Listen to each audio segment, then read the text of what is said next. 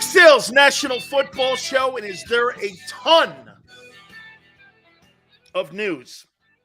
In the background, I have the NFL Combines on, and it is just loaded with news and fast-moving news as we get ready for free agency, the draft. I mean, dude, it is a 24/7 operation nowadays in the National Football League. They are front page. By the way, right out of the gate, in the second hour at 4:30, senior executive of the Tampa Bay Buccaneers, Bruce Arians, will join us, and we will talk to the Super Bowl winning head football coach of the Buccaneers, who's now an assistant. We will talk to him. That'll be at 4:30 Eastern time, and we really look forward to doing that. Bruce has been on the program a boatload of times. We look forward to talking with him. So that'll be in the second hour at 4:30. Coordinators for the Eagles have been named. Brian Johnson, no surprise, has been given the task of now helping Jalen Hurts continue his evolution on being an elite quarterback. I don't really think that this was rocket science. I think they wanted to have continuity. I think they wanted to make sure that they keep the culture going. You know, that's one thing I got to say about the Eagles. They got a fabulous culture. They got a fabulous culture in that building at the NovaCare Center. Fun to go to work. It's always fun to go to work when you're winning. And they've built themselves a great, great culture inside that building. I think that's got a lot to do with winning. I have really never been in a place that it sucked that you won.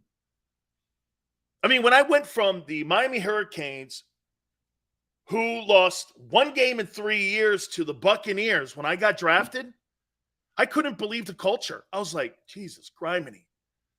I could not believe the failure and how people saw themselves who were at some really great programs. I was shocked. Vinny and I were, because we got drafted together to the Buccaneers along with Winston Moss. And when we went to the Bucs, we were like this. Jesus, criminy.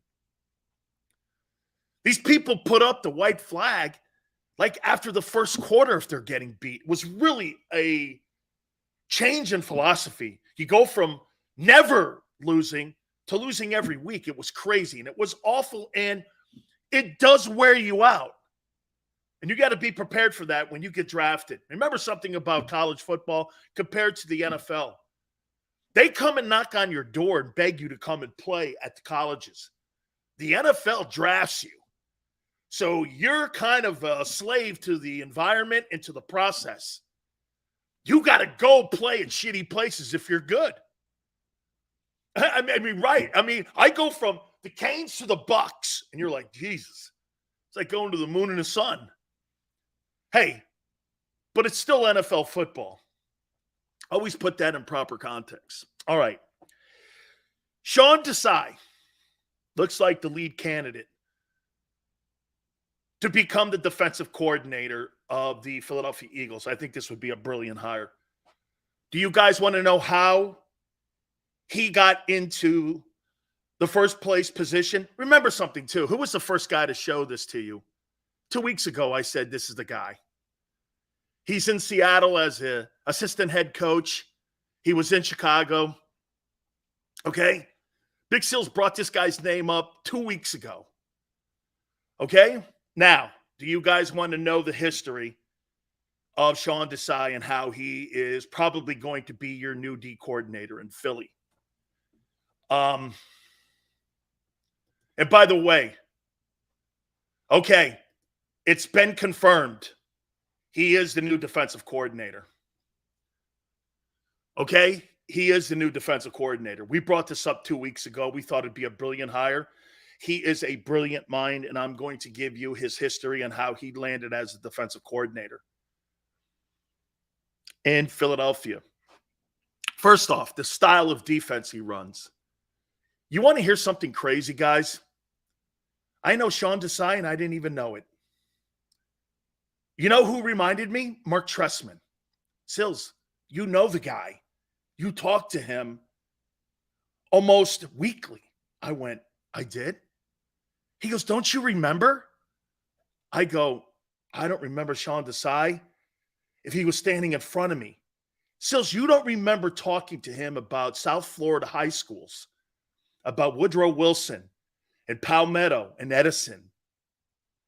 And then it just clicked.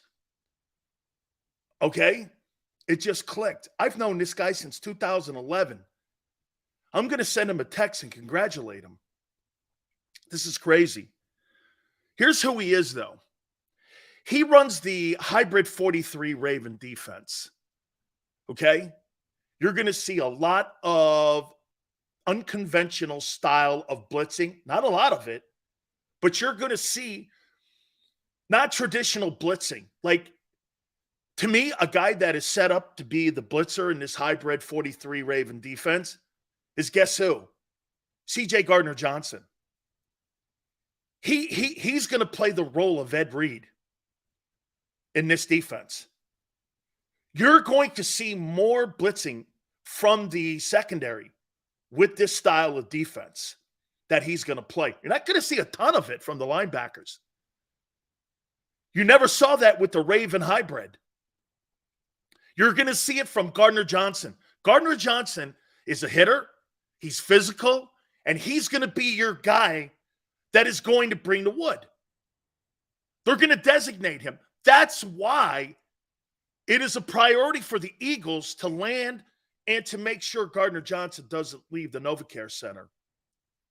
Gary Fensick style, kind of a 46 look. Yeah, that 46 look, was it a little of the Ravens look?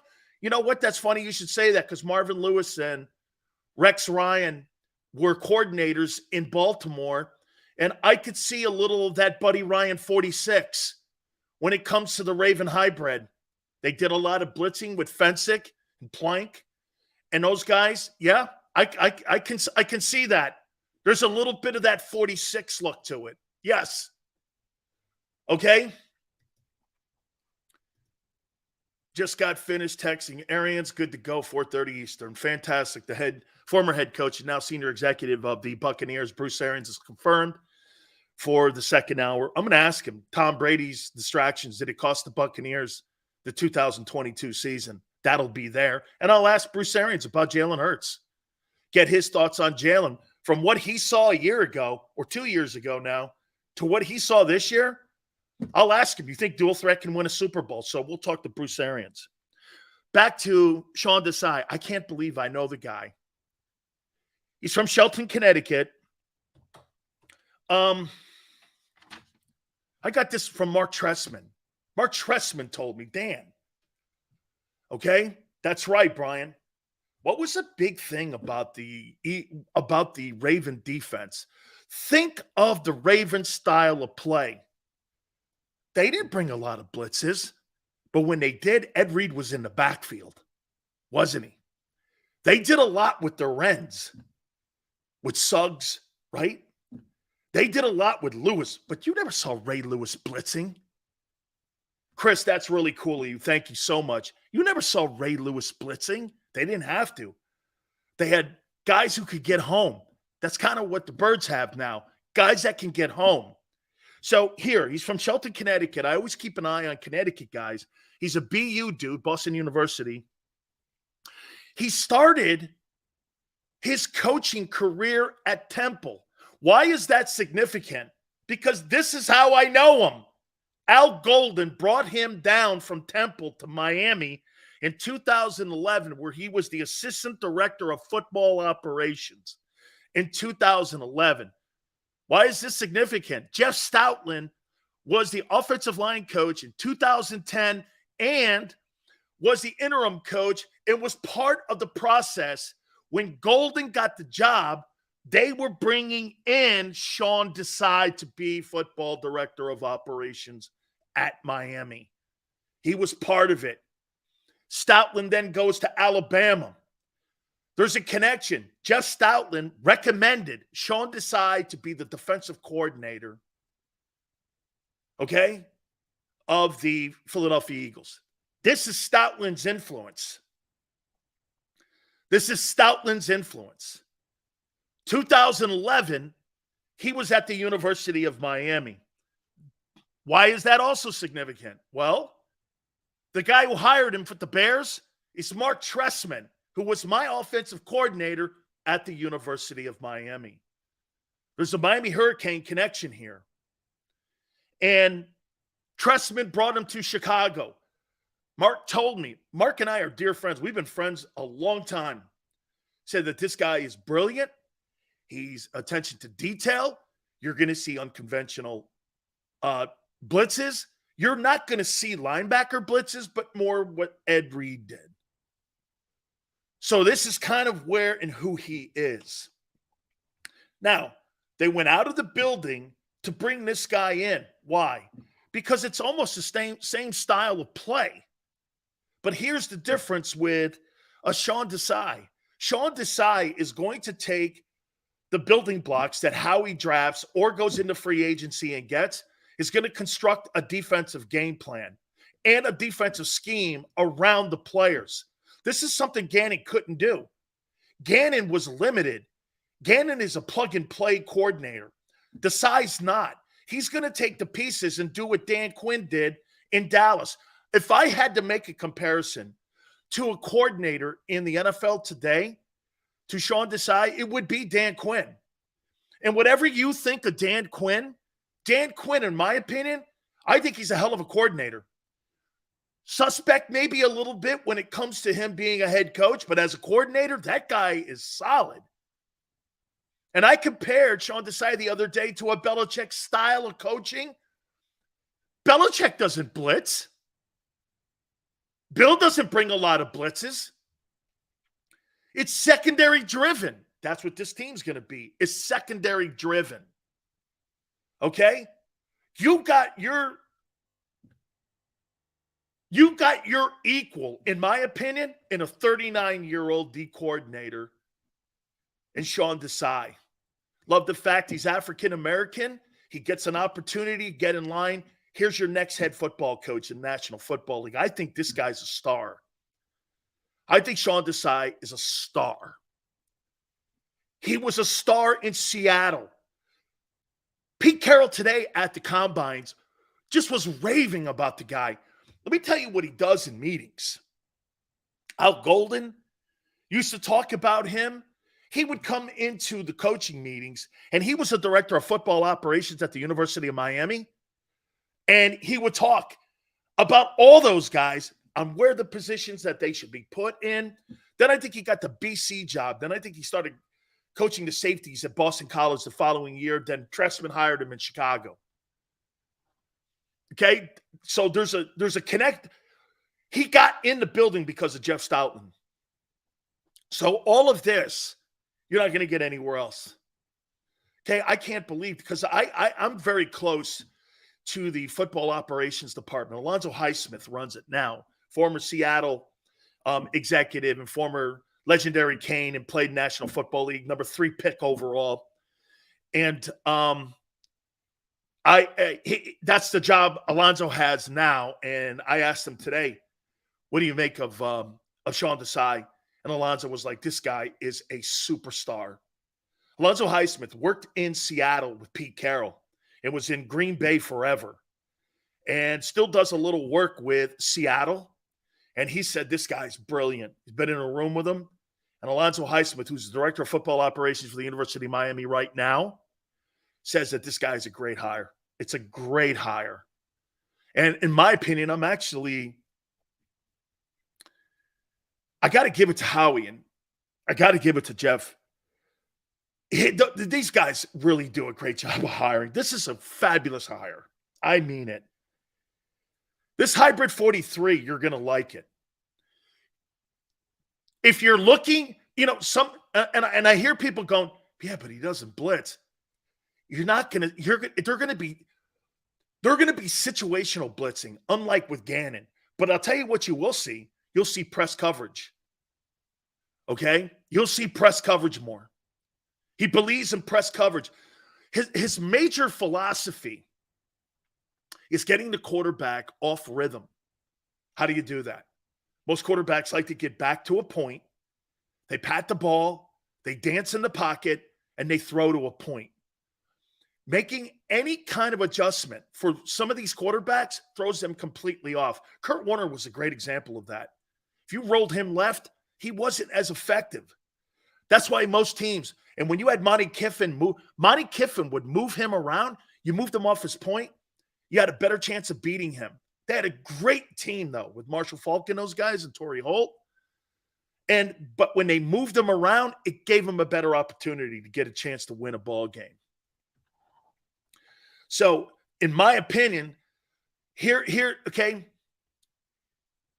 here's a guy that's going to put a scheme together. Now, to me, now that I know it's Sean Desai, here's who I think are going to be influential and who's going to benefit the most playing in this football scheme. Josh Sweat is going to be a stud. Hassan Reddick, it's almost like they hired Sean Desai because of Reddick. Because guess what role Reddick's going to play? Terrell Suggs. Terrell Suggs wasn't asked to cover. He wasn't asked to cover backs out of the backfield. He was asked to get after the quarterback, run people down from behind, and get to the quarterback. It was almost like they hired him because of Reddick. That's going to be a new formula for the Eagles to go after, is a guy, these hybrid sack guys. No longer do you have to be 6'6". You know, if Jalen Hurts is changing the opinion on what a dual threat quarterback is, Hassan Reddick at 6'1", 235, Terrell Suggs wasn't a big dude either. Okay? Suggs was a dog. I believe he played his ball at Arizona State. I think he's like 6'3". But he was an unconventional rush end. Most of the rush ends you see today are like 6'5". Okay? Jesse Gosills, does this hire make you think differently on who the Eagles should keep and sign? Oh, absolutely. My opinion, Javon Hargrave, you're out. I don't need you. I don't need you. Milton Williams will fill the bill. Okay? And for the record, Javon Hargrave, they were 16th against the run. That's not going to improve with Javon Hargrave. Okay? Most of your sacks are going to come from the perimeter in a Desai defense. Jordan's got to play better and bigger. I think they probably get a either free agent tackle or they draft a guy. The linebackers have to be, they don't really have to be superstar cover guys. Leads me to believe that they make a run at TJ Edwards and keeping him in the building and letting Kaiser White roll. Okay? Letting White roll. TJ, I think, makes more sense in the Sean Desai defense because they need run stoppers and they need guys who can scrape the lane. That is a lot of pressure on the two defensive tackles in a scheme like this that has a 46 look. Remember, it's a 43 hybrid, which means you could see guys tilting over the nose. You could see three defensive tackles, one over the center, over the guard, and a wide 9. It's a hybrid 43. What does hybrid 43 mean? It's going to have a 4-3 feel to it. But they're going to move these guys, 3 technique, 1 technique, 2 technique, 0 technique, A gap, B gap, C gap. Or wide 9s coming down to a 5. So you have to have a middle linebacker that's smart. And here's the thing, too. This is going to be a completely different scheme than what they played last year. I think the secondary is going to have the same feel to it in what they did a year ago. But it's going to be – this is a completely different scheme now. The hybrid 43 has nothing to do with Jonathan Gannon. And again, once again, I want to make sure you understand there's going to be less blitzing, but you're going to see more effective blitzing from a guy like Gardner Johnson. I think a guy like Gardner Johnson's perfect in that role that Ed Reed played in that Ravens hybrid. He was that guy. You never, like I said, you never saw Ray Lewis blitzing a lot. They didn't blitz a lot with that. And they ran games and stunts on the corners in the perimeter. You're going to see more of that. Okay, so I think Epps and Maddox, I'll tell you this, one thing's for sure. When you play this hybrid, you got to have good corners and safeties. You can't have this. good safeties, good corners, shitty safeties. Those guys are your patrolmen in the middle of the field in the zone. Those guys are going to play closer up on the ball now with that 43 look, and your safeties are going to have to make plays like Wolverine linebackers, and your corners are going to play a little bit further back than what these guys are. I'm not saying like Jonathan Gannon 40 yards off the ball, but they're going to be steps behind the safeties, and the safeties are going to move closer to the line. So this is going to be a completely different looking defensive mindset too. It's going to be aggressive. Tone saying, Sills, are you saying Desai will be able to squeeze the most out of the personnel despite the talent level, something Gannon was always making excuses for? Yeah, like Dan Quinn. There's going to be lesser talent because of money situations now on the team on that side of the ball, but you're going to have a more creative guy and Sean Desai on that side of the ball. This is exactly what you needed. And by the way, if I was Desai, I'd reach out to Seth Joyner, see if he wanted to coach the linebackers. I think this is a perfect situation for Seth to walk in. I think he would work wonderful with Sean Desai. I know Sean. I think Seth Joyner as a linebacker coach and someone in his ear would be a fabulous hire. He would work wonderfully with him because he would teach Sean would teach him, hey, you get a little further with honey than you do with vinegar. And that to me is something that I think Seth would have to keep control of. But I think he'd be a great linebacker coach in this. And I do think this now, by the way, that Bama kid makes sense now, but I'll tell you something. There is no question Devon Witherspoon is the guy. Devon Witherspoon, Illinois corner, is the guy. He's bigger than CJ. He's the guy. I don't give a shit what they think. He's the guy, not Gonzalez. He fits that scheme. Gonzalez is a really good cover corner. This kid, Devon Witherspoon, is a hitter. The kid Porter might fit in this thing too. Okay? I think when they're at the combines this week, in my opinion, I think they're going to be looking heavily at Witherspoon and Porter on deciding on who the guy is, who fits Sean Desai's scheme and what he wants to do, because that guy right there is going to be the Ed Reed in this Ravens hybrid. Go back and watch how the Ravens played on YouTube, and you'll see what your defense wants to get accomplished. That's what Sean Desai means to the Eagles. Is he an upgrade from Gannon? Absolutely. And he needs to be. You know why? Lesser talent, better schedule, more creative. Gannon would have been exposed. So he was exposed in the Super Bowl. With the quarterbacks that he was going to face, remember something. It's not Jalen Hurts versus Josh Allen. It's Josh Allen versus Jonathan Gannon. Okay? It's not Jalen. It's not him versus Buffalo. It's Jalen Hurts versus Sean McDermott. I think, by the way, Leslie Frazier stepping down, I wouldn't be shocked if Sean McDermott takes over the defense. He's more than qualified to do that up there while Leslie takes a step back for personal reasons. I could see McDermott. Dude, I'm not going to hire a guy if my head coach is more talented than the guy I hire. Why would I do that? Okay? And by the way, a tadpole is more creative than Jonathan Gannon. Jonathan Gannon, he never created a defense. And here, follow me here when I say this to you. What was his excuses when it came to poor run defense? Well, we need new players. No, dude. You need to come up with a scheme to stop the run. That's why you get paid that money and why you wear the DC headset. He was never able to do it. Howie had to parachute in and get him Sue and Joseph. That's how they fixed problems. They couldn't get home. What'd they do? They went out and got Reddick.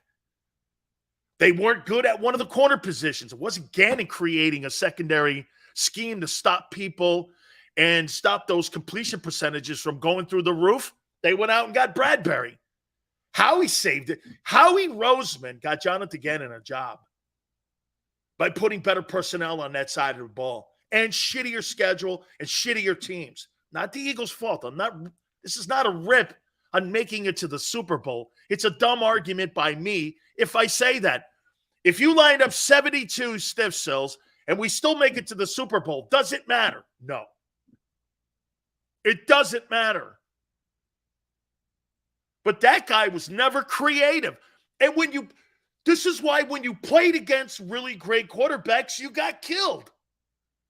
Because that guy was never the guy. I will go down to my grave that guy was never the dude. This kid here, this man here, Sean Desai, this is what a young D coordinator looks like. This is a young Bill Belichick. This is a young Jim Johnson. This is a young Buddy Ryan. He may not, and by the way, you know why he's in the Eagle building? He's got the mentality of those men, but not the personality. The Eagles don't want personalities at coaching in the building here to get in the way of thinking and putting defenses together. That's what creates animosity inside your locker room. Look, one thing about that Bears team with Buddy Ryan, what did you have in that building that was like really awful? Culture. That's why they won one Super Bowl instead of multiple. Buddy had his guys. Ditka had his guys, and it lasted 1 year. Why? Culture. The culture in Chicago never coincided with one another. That's why they are the 85 Bears are easily the most overrated and underachieving team of all time. They won one Super Bowl. During that era, Washington won multiple Super Bowls. The Giants, with no offense, won Super Bowls. Why? They had a great culture. They had a great culture in the building. John, really cool of you. Thank you so much, sir. What's up, Dan? I agree. Witherspoon is the pick at 10. With the hiring of Sean Desai, my question is, do you expect us to use another high pick to fully rebuild the secondary? No, I think they're going to go into free agency and sign the kid that I told you yesterday, that kid Murphy. Somebody like that out in Arizona that I think they're going to end up doing something. Because you need experience in this defense. John, Witherspoon with an experienced secondary guy and with Darius Slay, my opinion, perfect. Perfect to teach a young kid like Witherspoon. Okay? Absolutely. So again, just a little bit, 39 years of age. He's from Shelton, Connecticut. I can't believe. Mark Trestman goes, you know Sean. And I'm like, I do. You talk to him every day in Miami, he said. He goes, I told him you were covering the Eagles. And I said, where? He goes, dude, he was at Miami. I said, Al Golden brought him down? He goes, yeah. Brought him down from Temple. Al was going to move him into a position, and he was going to be the secondary coach down at the University of Miami. By the way, just so you know, will somebody tell me the year that Ed Reed and Sean Taylor were drafted? Somebody tell me the years that those two guys were drafted. Because I think Buchanan also could have been down there during that time because he was the director of football operations. When was Ed Reed and Sean Taylor drafted? What years were that? I think that had to be 2004, 5 that those guys were drafted. Well, let's see. Reed may have went in 2000, and I think Taylor went in 4. Reed 2002. Okay, he wasn't there for that. He wasn't there for that. Nogeron wasn't. Was Ed there? No, I don't think Ed was there. Ed wasn't there. 2004? No, okay. But Taylor and those guys were drafted out of that secondary. And they were trying to recruit the same kind of kids that they had down there. Taylor's 04. Okay, that's what I kind of thought. Yeah, man. One of the absolutely, if Jerome Brown was a massive loss, folks, Sean Taylor, my friend, woof. I hope recruit the kid. And Ed was a highly recruited kid, I think, out of Louisiana. Sean Taylor's just a brilliant, super kid. Just a super kid. Sean Taylor was just an absolute Hall of Fame, and he was on his way to the Hall of Fame. Okay? Getting a Sean Taylor on your football team is a 1 in a million, a 1 in a century type of guy. He was going to be better than Ed Reed. And I think Ed Reed's the best safety in the history of the sport. He's the most accomplished. Ed was great in special teams. Ed was great as a safety in both college and pro. This guy's the greatest safety to ever play and the smartest.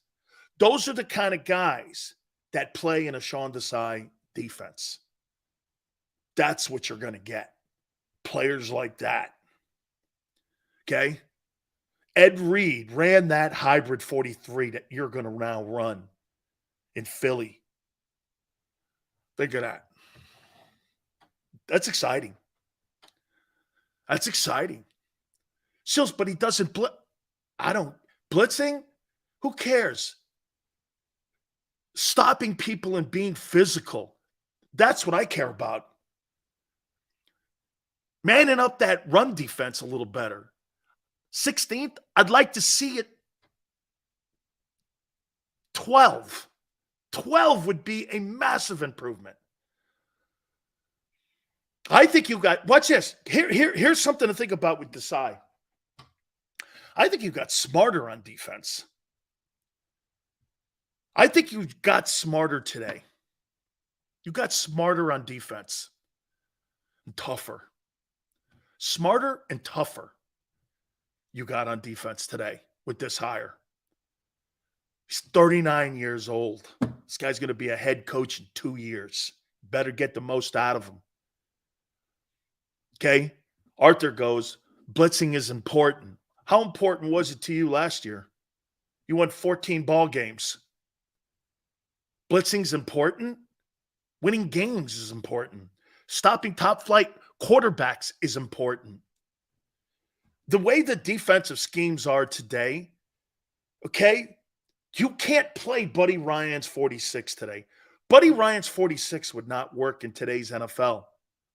It would not work with the rules that are set up. The formation and the foundation and the framework of the 46, probably you could adjust it to today's game, but you couldn't play that exact front. Okay? Charlie goes, why? Because you can't man the middle of the field anymore, and you have to have release on the wide receiver. You can't beat that wide receiver up like you could at the line of scrimmage back in the day. You got a 7-yard chuck rule where you can maul that guy, beat that guy into oblivion. You can't do that anymore. They'll call holding on your ass. Helmet to helmet you have now on top of that. Defenseless receivers. What is that rule? There was never a rule like that back in the day. And what you have with Sean Desai here, he knows all that. He takes today's game. By the way, you got to understand something here too. Don't just look at Vic Fangio and go, well, he's a disciple. No. Vic Fangio, you think he's a better D coordinator than Pete Carroll?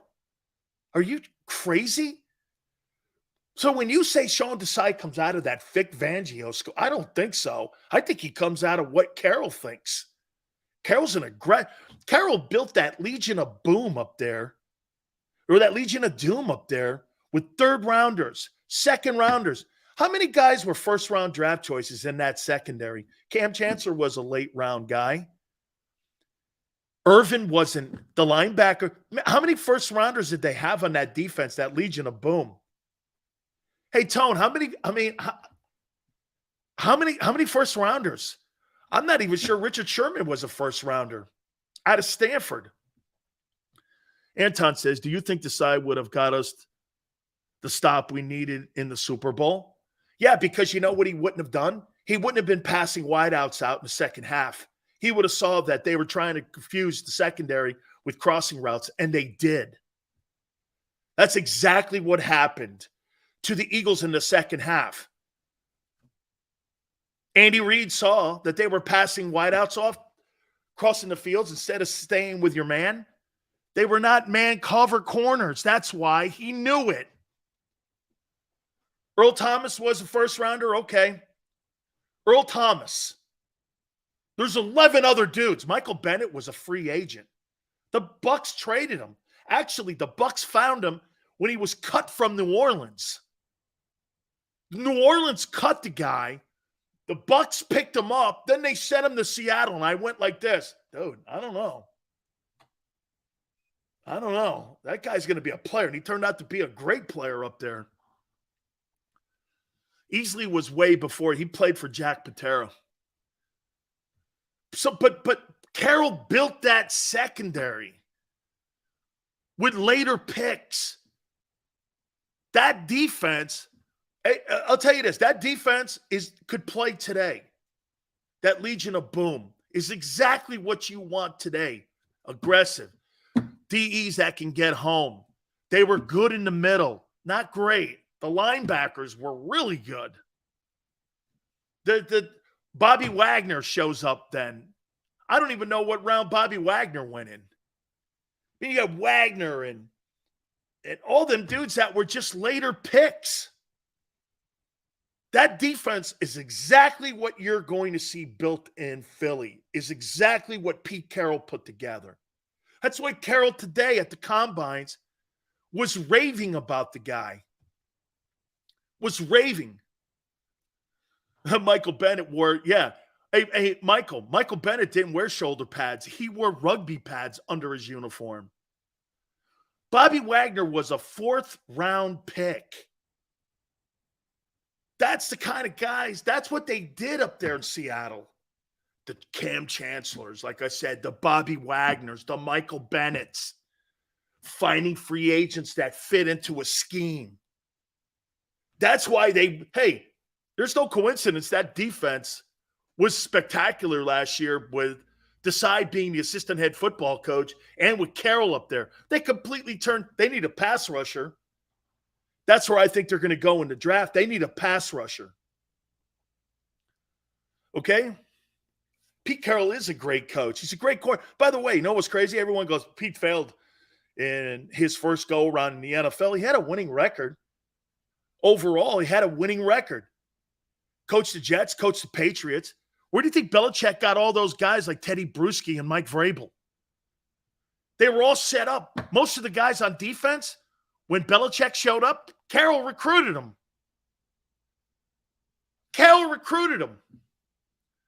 And then Pete went to USC so he could learn how to deal with players and young players. Rest is history. He's going to Canton. Then get this. Then he spots Sean Desai, a young 38-year-old guy, and he goes like this. This guy looks like a young Pete Carroll. And he brings him up there. And they changed the landscape of that defense a year ago. This kid's a great hire. You know, I talk shit on Howie and I talk shit on Jeffrey Lurie. But I'll tell you what, boy, these guys are masterful at hiring. They are masterful. They do their homework. Man. They bring quality human beings and quality coaches. You know, you could say whatever you want about Steichen and Gannon, but the number one thing is these two guys are head coaches in the NFL.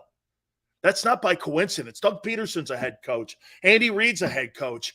Chip Kelly, as shitty as he was in Philly, is the head coach of UCLA, and he's turned that thing around. There hasn't been a coach in the last 22 years in Philadelphia that has sucked. Try that one on. You guys are starting to look like the Steelers. You haven't had a bad coach in 22 years. That's freaking unbelievable.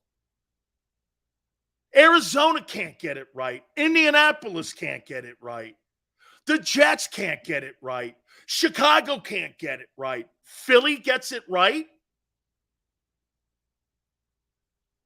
Whatever you want to say about them, they get it right.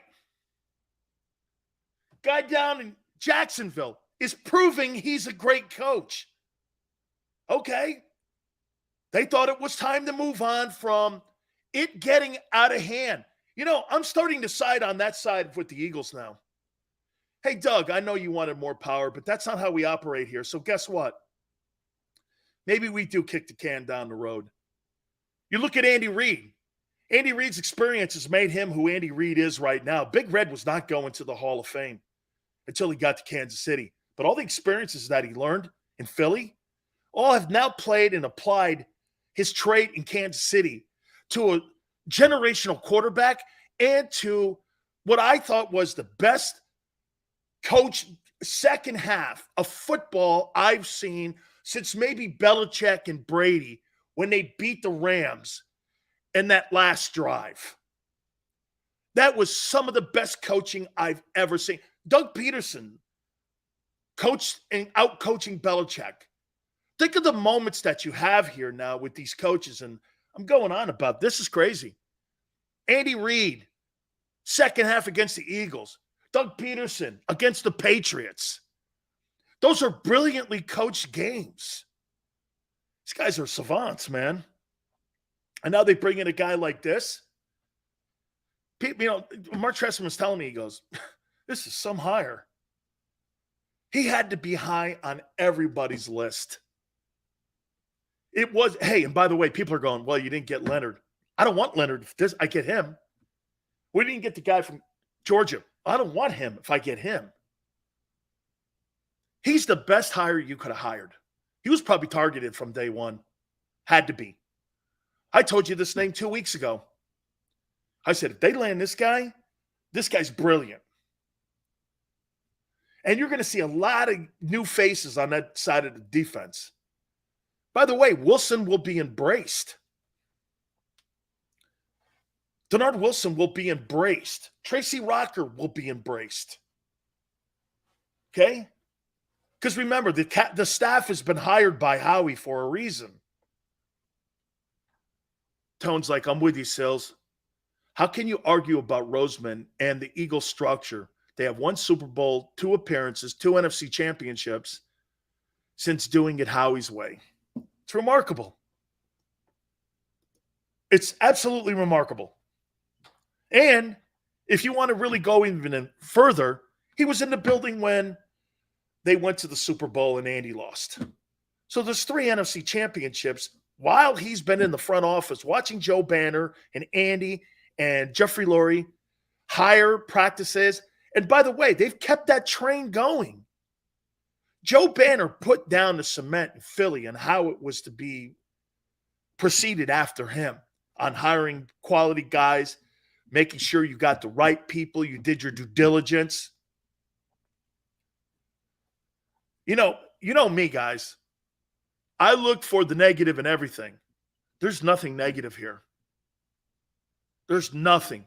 I don't give a shit if you bring back half the roster. This guy will make it work, Sean Desai. Brilliant. Brilliant. Goosebump brilliant. Goosebump brilliant. He's going to be a head coach in 2 years. Man. Now, the person I talked to, Trestman, I'm going to text Jeff Stoutland. I guarantee you Jeff Stoutland had some input into this. Okay? Now, the question will be this. Does Slay have enough juice to play this? If I had to pick a player that I think is going to be in trouble here with this scheme, it would be Darius Slay. Because you got to be a cover corner. You just can't be a center fielder here. You've got to play both. You've got to press it and you got to cover in a zone. Can you do both? I don't think he can. I think the reason that he got cut loose in Detroit is why. Patricia and Belichick are man cover corners. Asante Samuel and all those kind of dudes that play, Darrelle Revis, those guys are cover corners, press corners. That's why Patricia gave up on him. How he brought him in, he played center field. He's played center field making $18 million. That is not worth that money. You can get anybody to play that. Anybody that's halfway functional. Okay? Anybody. And you know what's crazy? Is that he did such a great job against Justin Jefferson. He did such a great job against him. After that, he earned his pay and they took the rest of the year off. I mean, everybody. I mean, the Juju Smith-Schuster owned him. Could not play press coverage.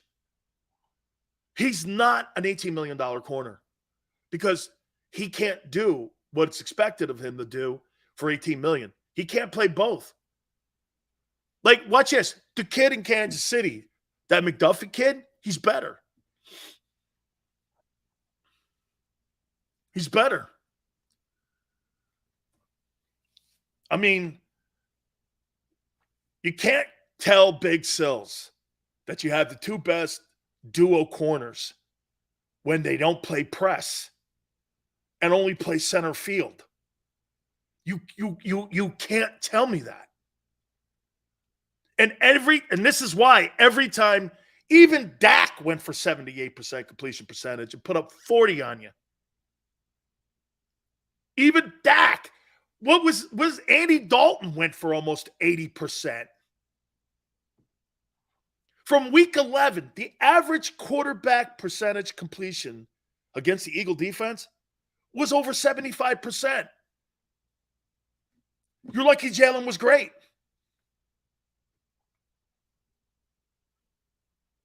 Sampson, he shut down Justin Jefferson and then went to bed. He never, ever lived up to what he did. Once again here, man, Sean decided the hiring, and what I love about what the Eagles did too, they made sure they got their coordinators in place so that they could do interviews now. And Devon Witherspoon, I'm going to call Lovey tonight.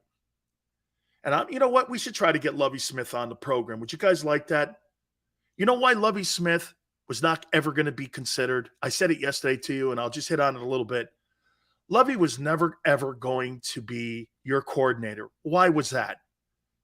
Because Howie Roseman is not going to build a defense around linebackers. The cover two has to have Ryan Shazier and Derek Brooks. There's only two linebackers in the league that could play like that. Fred Warner and Roquan Smith in Baltimore. The rest of them can't. And you don't have a guy on your roster, nor are you going to pay a guy. He doesn't fit. He doesn't fit what they want to do. They want – remember I tell you this all the time. What are the money positions in the NFL? What are the money positions? Corner, edge rusher, wide receiver, O-line, tight end, and quarterback. Howie has never invested in the linebacker position. Shit, TJ Edwards fell into his lap. He went out and got Kaiser. Chargers wanted to keep him. Couldn't afford him. They're still in cap hell in Los Angeles. So he got a bargain deal on that. Howie's going to go free agency for linebackers, and he's going to draft a guy maybe in the 4th or 5th round. Okay? TJ goes, Eagles will be back at the bowl. Boy, this hire surely puts that back into focus again. I didn't think so. I got to tell you guys, this hire's giving me goosebumps, man. It's a brilliant hire. I mean, this guy, Howie Roseman, is the best general manager in the National Football League. He's not the greatest drafter. He's not. And I'll stick to that. But overall, Jesus, man, these hires are sick. They're sick. Bobby Wagner in a defense like this, he was terrible with the Rams. I don't know. Depends on what the money is for Bobby Wagner. It just would depend on the money. I'd like to have his leadership and all that, but if it's too rich, I'm moving on. I don't need it. I'd rather have TJ than Bobby Wagner. I'd rather have TJ Edwards. Knows the culture. He's in the building. I feel comfortable with him. Players like him. He's a leader. He's going to command $7 million probably from a team like Minnesota or Chicago. So, there's a money thing here with him. Again, this is really just a great hire.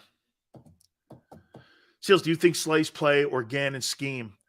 I think a little of both in there, Bob. And I don't want to be a guy here to sit here and, play politician with you.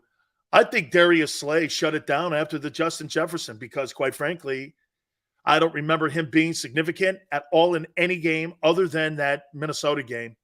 And after that, I thought basically he took the rest of the year off, and they paid him big money for it. Okay? So I don't know if Bobby Wagner has any. Wagner was second team All-Pro. How old is he? Let's think about this. Because how old is Bobby Wagner? He's 32. Second team All-Pro.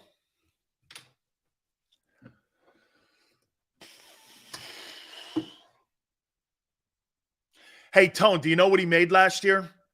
Because he's kind of a guy that would fit in a Desai scheme for a year or two.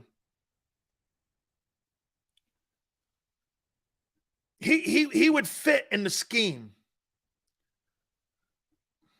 1 year deal again, how he's notorious at it. He's 32. I want to know what he made last year because that could determine if you're going to make a play for him. He's a Hall of Fame player. Don't get me wrong here. Okay, he's a Hall of Fame player. But I don't want anything to do with Jalen Ramsey. I have no interest in Jalen Ramsey. No interest. No interest. Too much money, too much of a headache. And the Rams are trying to move him now. Watch this. If you guys want Jalen Ramsey, why don't you just wait for him to get cut? They're trying to move him now. He's going to get cut because the Rams are in cap hell. Wait for him to get cut.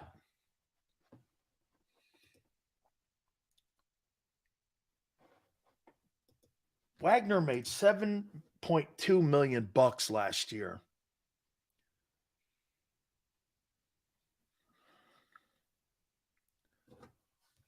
$5 with incentives.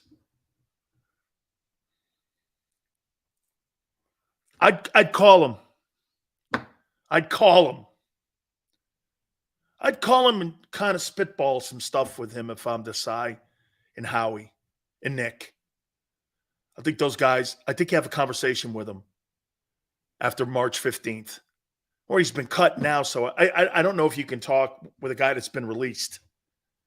Now, I'm not sure you could start a conversation. I think the new year has to start, and free agency has to start March 15th.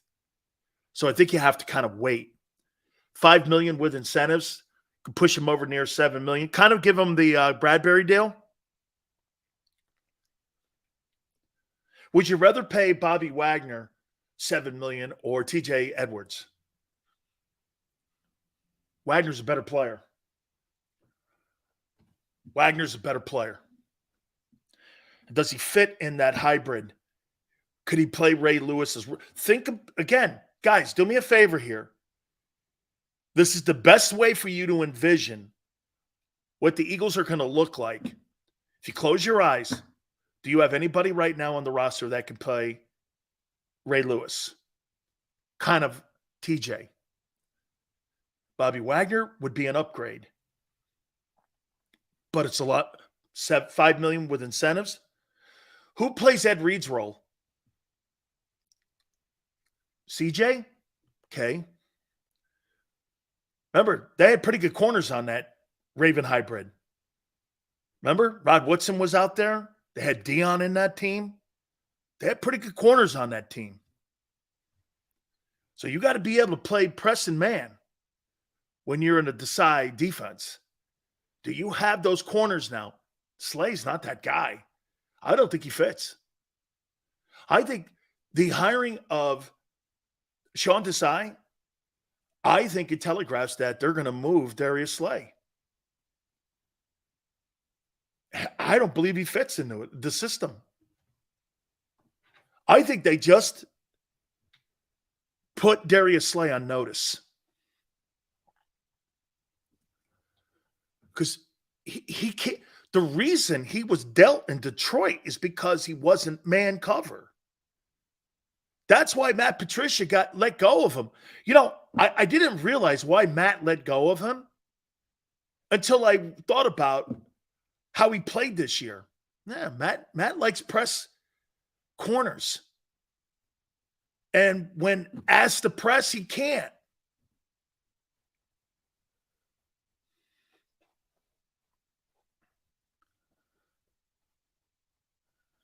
To me, I think you are earmarked 100% for two dudes. Get asked the question, what guy in the draft? I don't think it's Gonzalez. I think it's Porter or it's Witherspoon. If I had to pick, I want Witherspoon. I like him because I think he's more physical and he reminds me more of Ed Reed. That's the guy that's going to be your blitzing guy from the hybrid 43 that they run. It's called the Ravens Hybrid 43. That's what he runs. That's what they run in Seattle. That's what he's accustomed to. So envision who plays Suggs? Hassan Reddick. And you need two meatheads in the middle. Think about that Raven defense. I mean, remember, who's the guy now that's in the middle there? Nagata? What's his name? The kid from Oregon or Utah. That big giant dude that they had in there for like ever. Remember that guy? What was his name? The defensive tackle that the Ravens had in there forever that just stopped the run and he was a plug. Maybe that's what they tell Jordan Davis. Hey, dude, you don't have to be a pass rusher anymore. You just got to stop the run. Slay pressed well with Schwartz. Well, I didn't see any of that. That's it. Nagata. Okay? That guy, remember, he was a first-round draft choice too. They just told him, stop the run. Defense has got it. Shit, Tony Saragusa, man. That Ravens hybrid 43 always had defensive tackles like Sam Adams, big horse dudes. They weren't overly productive, but what did they do? They made the linebacker scrape lane easy to go up and down the line of scrimmage. They had Goose, Adams, Nagata. They had all them big, giant horse dudes. I mean, they never had productive defensive tackles, but they were productive at keeping the run under control. And they were essential in the whole landscape of the structure of the defense because you stop the run, you press, you can't win. You can't beat that defense. Okay, so Jordan Davis now turns into Vince Wilfork here. Now, the 13th pick, you turned him into a fire hydrant. Not exactly what I want, but get this, guys. Hey, Tone, everyone. The hiring of Sean Desai probably saved Jordan Davis's career. Because now he's not going to be asked to be Fletcher Cox. And if he develops into it, wow. But he's going to be asked to do one thing. Stop it. Improve on 16th. I'd love to see the Eagles improve on 16th against the run.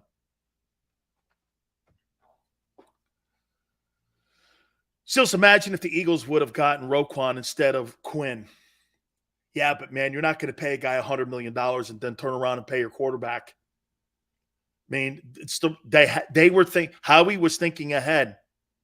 Baltimore was able to do that and put $100 million on the table. I'm not so sure Baltimore's going to give this Lamar Jackson all that money. I'm just not 100% sold on that.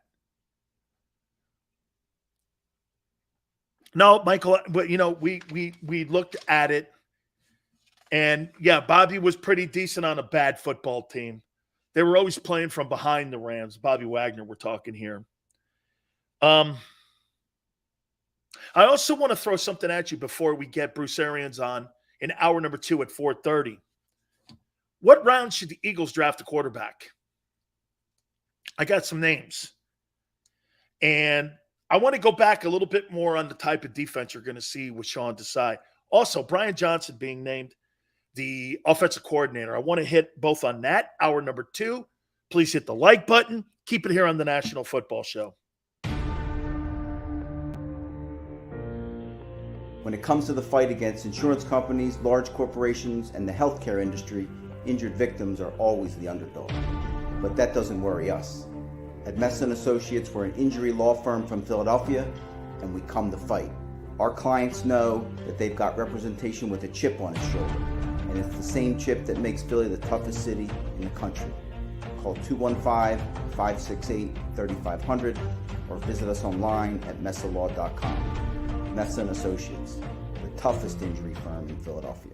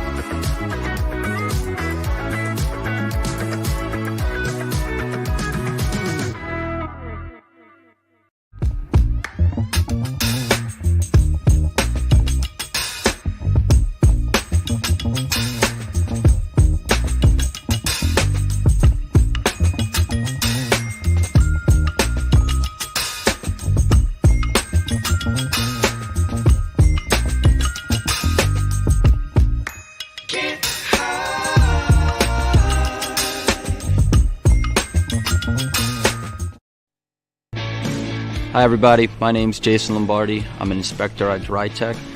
At DryTech we offer 3 major services, the first one being basement waterproofing, the second service we offer is foundation and structural repairs, and then the third service that we offer is mold remediation. If you feel you are having a waterproofing issue, give DryTech a call or check us out online.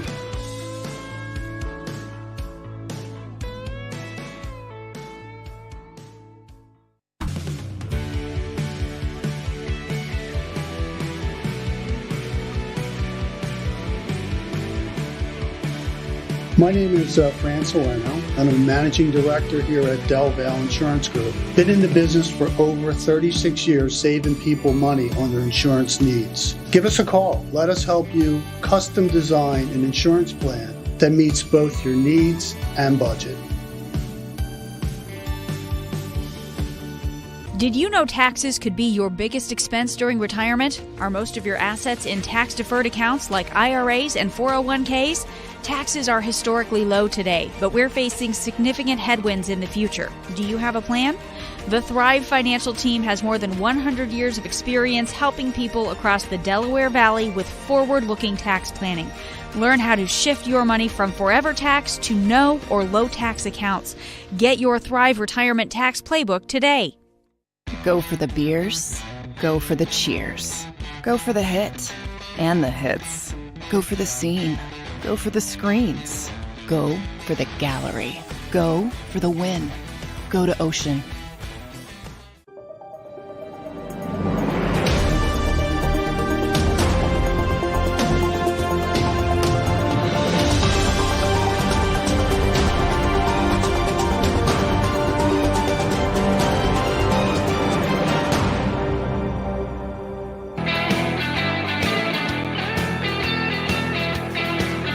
Six Skills, hour number 2, National Football Show, Bruce Arians at 4:30 Eastern.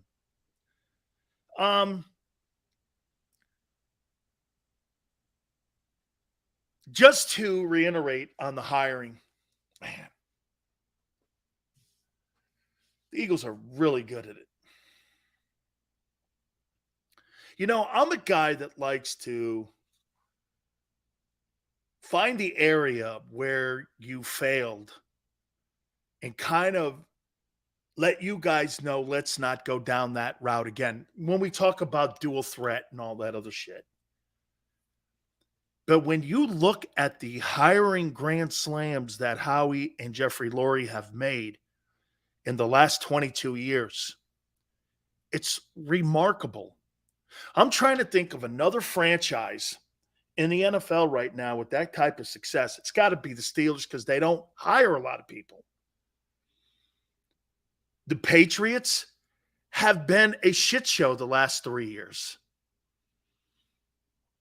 The Dolphins are atrocious. The Joe Philbins of the world. I mean, the Jeff Irelands of the world, all them assholes. The Rams got it right with McVay. Washington. I mean, the reason the Eagles dominate the NFC East is because they hire quality people. Starts with the owner. Baltimore, too. D, you right. Baltimore, too. Okay. So what do you do for wide receiver 3? Go in the draft. Going to the draft. I don't want to spend any money on a veteran wide receiver at number 3. Why? What? I don't want the bitching. I don't want the complaining from a veteran guy. I don't care. I'm gonna draft a guy in the latter rounds, 4, 5, or 6. Put a guy at 3. That's what I'm gonna do. Okay, I'm gonna re-sign Gainwell in Boston, and I might get a veteran back. That doesn't cost me an arm and a leg, but I'm going cheaper at the running back position in wide receiver 3. That's what I'm doing. Now, one more. Again, I just love this hire.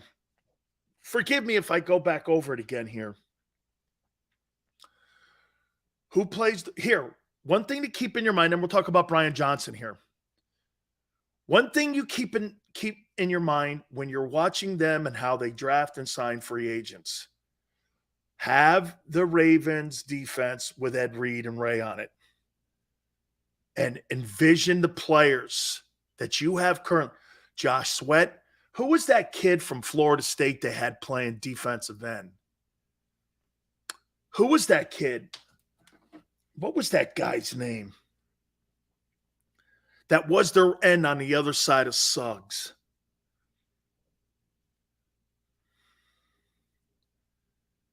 Baltimore Ravens defense that won the Super Bowl.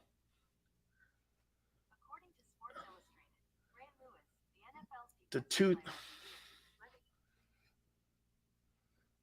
2000 Baltimore Raven. No. John Harbaugh's Super Bowl win. Okay. The 2013 Baltimore Ravens. Okay, here's what they had.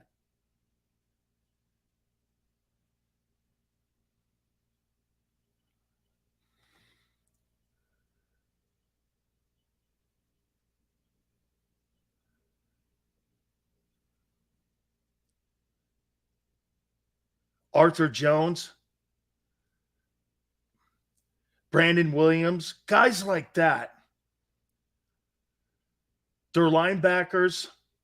That's exactly. They had Elvis Dumervil. That's who I'm thinking. Elvis Dumervil, guys like that. Elvis Dumervil is, my God almighty. Guys, Elvis Dumervil is a replica of Hassan Reddick. He's a replica. You know, I could never think of a pass rusher that was his size. He may weigh a little more, but I think they're both 6 feet, 6'1". Bolware, that's it. Big picking. It was Bolware. That's right. It was Bolware. And those guys were very productive. Okay? Very productive. Elvis Dumervil. Remember that guy?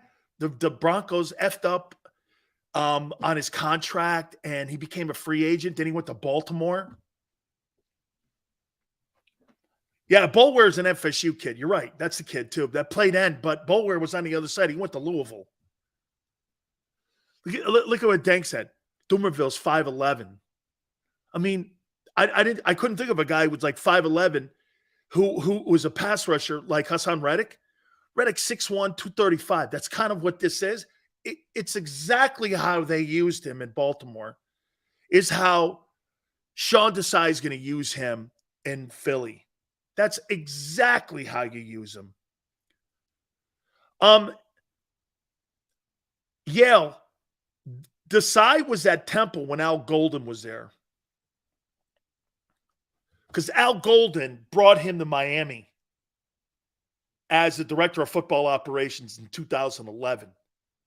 So he was at the University of Miami in 2011. Before that, I got it here. He started his career at Temple. I didn't write the year down. But Golden brought him into Temple. And then Golden brought him down to Miami. Then Golden got fired. And that's how that whole thing worked out.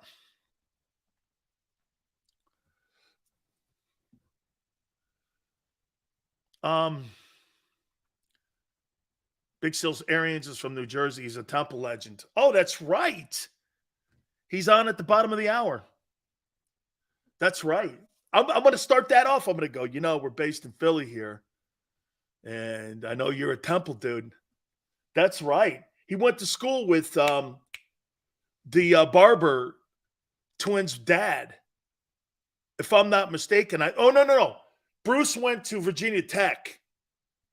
And at Virginia Tech, he went to school with the Barber's father. They were roommates there.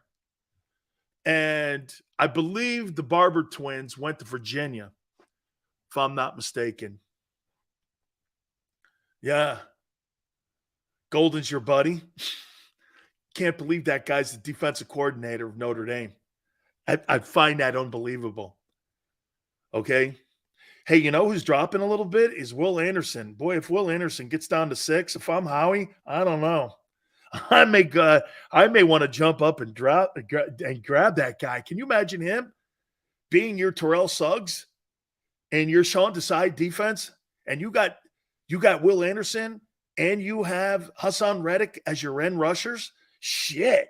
And you're going to turn Jordan Davis into a run-stopping freak? Man, I'd be pretty good with that. Oh, man. That's right. He was at Temple for in the 80s. If I'm not mistaken, I think he went from there to Alabama. Or first he started at Alabama, then he went to Temple. But he coached with Coach Bryant. Yeah, Bruce coached with Coach Bryant, if I'm not mistaken, at Alabama. Yeah. LeGarrette Blount, Buccaneers are in salary cap hell. They're $53 million over the cap because of Brady. Brady will give him $35 million in relief once they release him after the 15th. So that money will come off. They'll probably have to try to restructure the contract. And they'll bring down the base, and then so it won't be much of a hit at all. So as of right now, the Bucs are going to get $35 million off the books with Brady. Okay. Paul goes, Will Anderson will not get to 6. I'm shocked we're even saying 6. I didn't think 2 months ago he couldn't get to 4. Okay. So, hey, once again, fabulous hire. Brian Johnson now.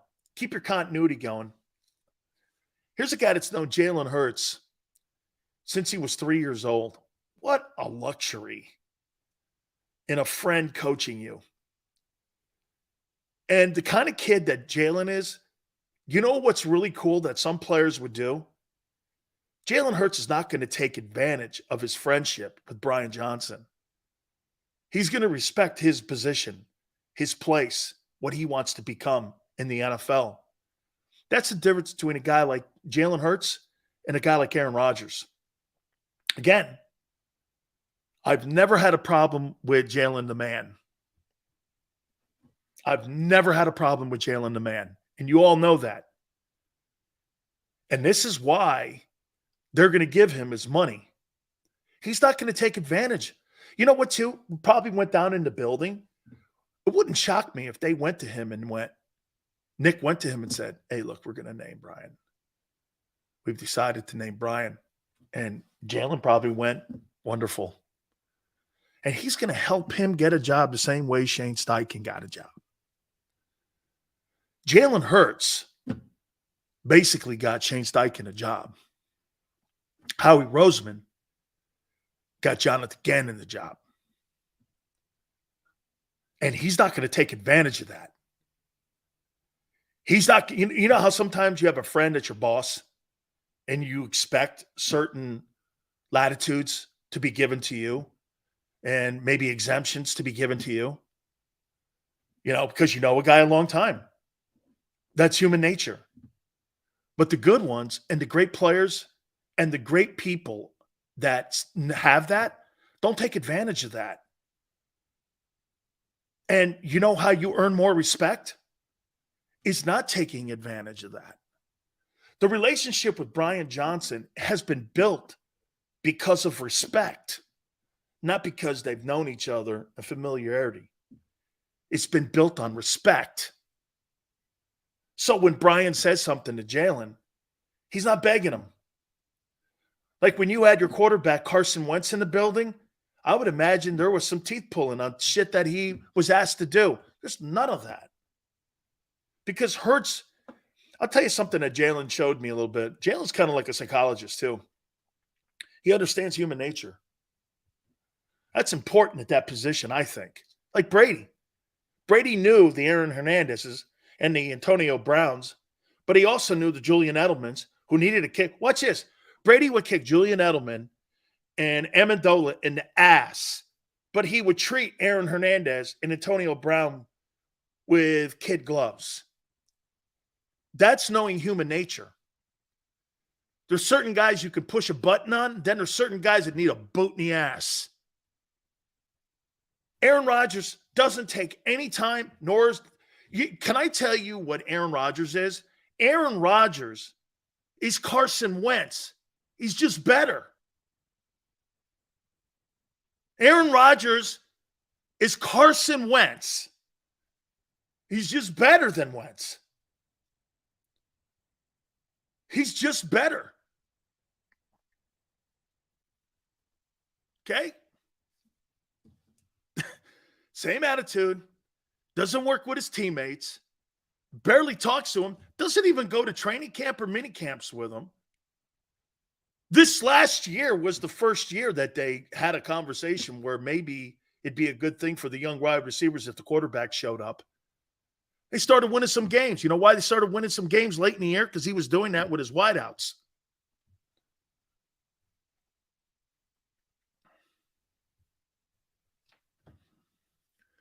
Sills, is your only problem with Jalen injury? Yes. Yes. The inevitability of injury. That's Jeremiah. That's always been my problem. My problem with Josh Allen, my problem with Lamar Jackson, my problem with Kyler Murray.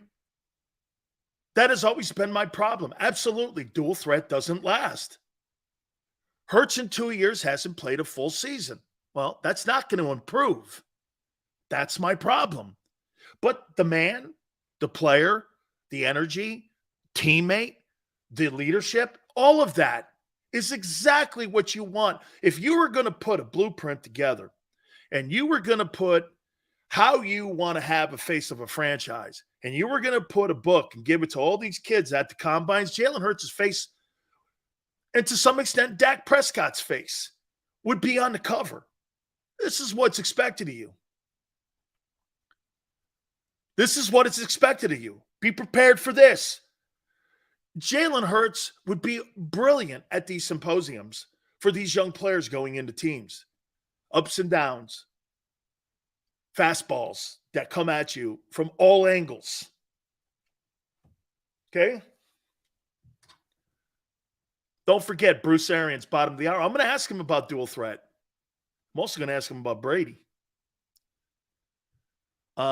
Still, Steve Young got hurt a lot. He's rocking a jacket now. I'm just saying, be tough if you're tough. He's a gamer. Maurice, got to remember something about Steve Young. How many years did he back up Montana? 8? 7? When he came over from the Bucks? Steve didn't really have a long career. And remember how he left the game? Concussions. Because he was a runner. But he was a special runner. I played against him in high school. He went to Greenwich High School. I went to Stanford Catholic. And I played high school football against him and his brother Mike, who both went to BYU. I thought Steve was going to be a running back. He ran 4.4s. That's no lie. Steve Young ran 4.4, 4.5. He was as fast as lightning. And when the fact that he was as accurate as he was, he led the NFL like 4 or 5 years in a row in completion percentage. He was just a gifted dude, man. Steve Young, I'll tell you what, people used to say this at the end of Montana's career in San Francisco. Dude, don't let Young be healthy. Man, you'd rather face Montana. He was a pure drop back guy. Montana didn't roll and run a lot late in his career. He stayed in the pocket. When Joe got hurt from Leonard Marshall and they ruptured his spleen, he didn't move around a lot after that. He was in that pocket. But Young, man, he'd take off down that field, that playoff game against Minnesota where he went 45 yards and then he fell into the end zone. Dude, he's a special dude. 4.4, could throw it 75 yards on a dart. I mean, very few guys like that. But his running, he never protected himself. Okay? Never protected himself. Steve Young ain't running like Hurts. You're not comparing Jalen Hurts to Steve Young, are you? Please. My God. Calm yourself down. I mean, Steve Young's a special player, man. I mean, throw for 4,000 yards. And, I mean, hey, it helped you at Jerry Rice. Sills, can you see the Eagles making a run for Derrick Henry? Derrick Henry's going to command money, though, dude. You want to pay $8 million for Derrick Henry? Remember, your checking account has so much money in it. Okay? Just like you and me, the Eagles have so much money in their checking account right now. You got to be smart. You're building – here, watch this, guys. You're not looking for the best running back. You're looking for the best roster heading into 23. You guys are looking at players. You need to build the best. How many? Hey, here's the best example of this. Once you got the quarterback position figured out, what did New England always do? They built the best roster. Name me the stars that New England had. Let me think during the Brady era that they paid.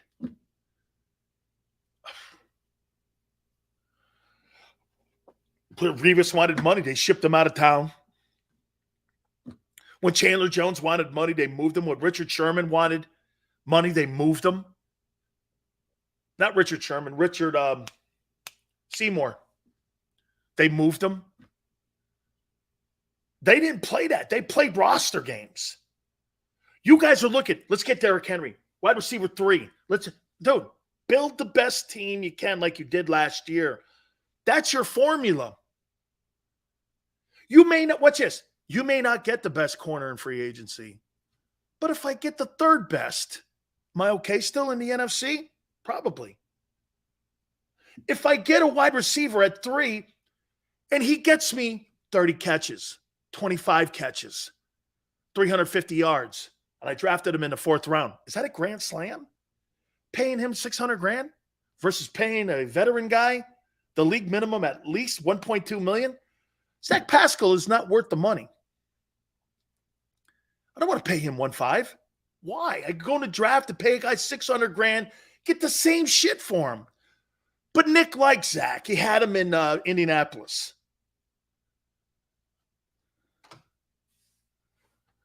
mean, think about the roster.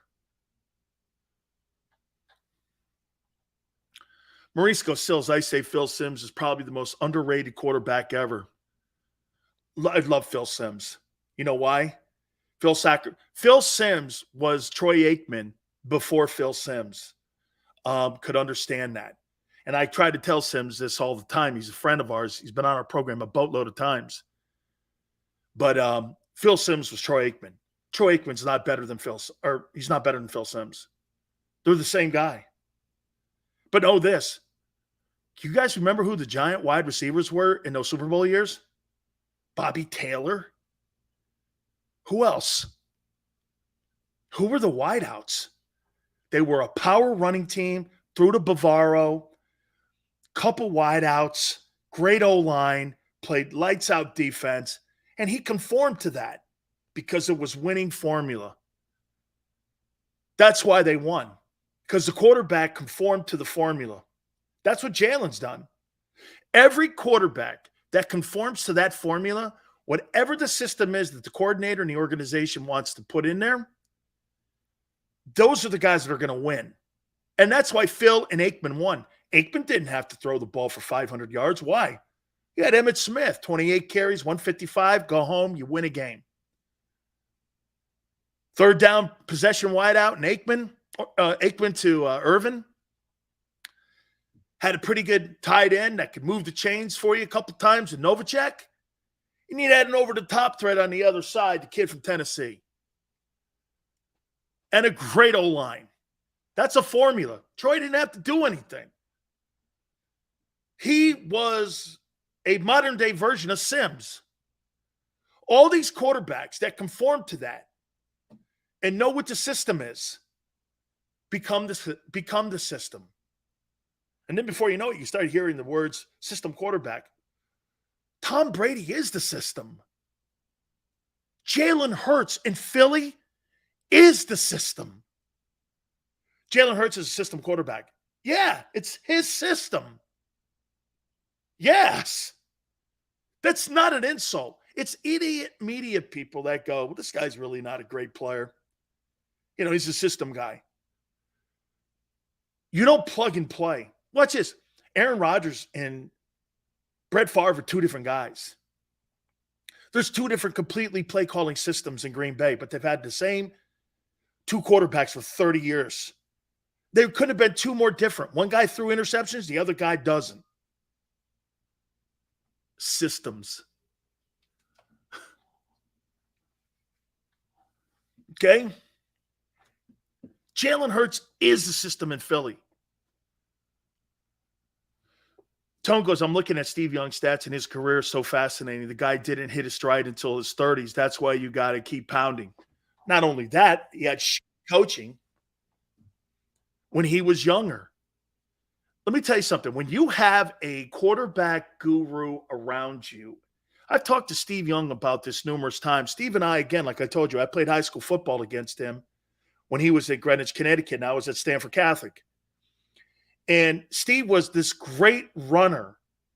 But when he got to Tampa, they didn't know what to do with him. When he came in there from the USFL, they had no idea what to do with him.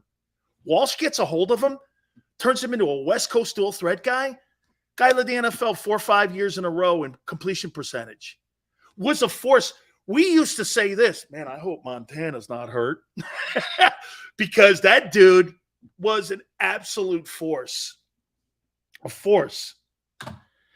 One of the privileges that I get to have is to talk to people like Bruce Arians.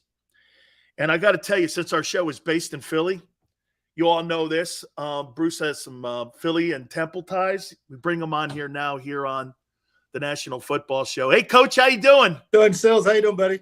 All good, man. I mean, Coach, we're based in Philly, and all the people are like, Sills, this guy's Jersey, and he's Temple. He started all of it here. And if I'm not mistaken, Coach, did you go from Temple to Coach Bryant, or did you go from Coach Bryant to Temple? Coach Bryant to Temple. Yeah. Coach Bryant to Temple. Yeah. I was 30 and thought I knew everything. I didn't know shit. hey, Coach, real quick on Coach Bryant. So he calls me up and he comes up in that big Lincoln where he used to recruit. So he's recruiting me up in the Connecticut area, shows up in my grandpa's driveway in this big Lincoln. And I go like this. I go, Coach, I mean, how many Italian restaurants do you have in Tuscaloosa? He goes like this. He goes, we got one. I go, how many times you ever had on Johnny Musso? Come on, man. He sent me a letter, Coach, that said, good luck to you, man. I'll see you on Sundays. And my pop always loved him, man. But that's my Alabama Bear Bryant story. And I still got that card at home. Yeah, man, it's special. When he came to your house, that was special, bro. He came there, man. He really did. Coach, do you miss it? No. Oh, how about this? Coach, do you miss Sundays? Or do you miss Monday through Saturday? Or is it reversed? Do you miss being on the sidelines? I miss being on the sideline. The press box sucks, but, I got so lucky. I got 12 games to practice to become a head coach when Chuck got sick. And this year I got 16 games to learn how to retire, because I got to go to practice. I go to the games. After the New Orleans fiasco, I couldn't be on the sidelines no more. So I had to go in the press box. And that was the hardest part, because the referees couldn't hear me cuss them out up there. Coach, here, take me to Byron Leftwich, who I have a lot of respect for, and I know you do too. You're the guy that pushed him into coaching. And, and Todd Bowles getting the head job. As a Buccaneer guy, Coach, it just seemed to me, and correct me if I'm wrong here, it didn't seem as organized as when you were kind of the buffer between everything that was going on between Tom, Todd, and Byron. You were kind of like the traffic cop, and it just seemed a little bit that it was missing that touch, that little thing that I think that head coaches develop into. Am I wrong when I say that? Well, I think so. It's a big thing, Danny. It's just probably different philosophies. Todd's got to be Todd, and his philosophy is different than mine as far as being a head coach and the offense he's looking for. He's more of a defensive guy, wants to run the ball. We were more or less score 30 points and see if we can hang on and win. Not putting our defense in any problems, but so it's just a philosophical change. And I gave the thing to Todd, and I'm trusting him with it, and I think he'll do a hell of a job. Byron's going to be fine. He's one of the top premier coaches in this league, and he'll find his way, and he should be a head coach real soon. Coach, I'm going to say something here because I said this. Someone brought up, to me, they go, hey, Tom got divorced and he's going through, and I went like this, and Coach, no disrespect, but I said this, I don't give a shit about that. I could care less about that stuff. This is about winning ball games and Sundays. We all got personal problems, and we got to put that stuff aside. Now, again, I'm talking to you, Coach, like I would be in your locker room and one of your players, but it just seems that the outside media made all these excuses here. And again, his resume is legendary, and I'm not really taking a shot at him, but I think that noise played a factor in the Buccaneers' success, because that's the first time I ever saw him. It just seemed distracted, and I think it distracted everything that you guys were trying to accomplish. Am I wrong? Well, I think you're totally right. Totally right. And I think, what Tom went through was hard, boy. I mean, because it was so sudden. And he's in camp, he's ready to roll, all of a sudden, boom. That comes out of nowhere. And I got to applaud him, man. He did a hell of a job he lost weight. It was eating him up.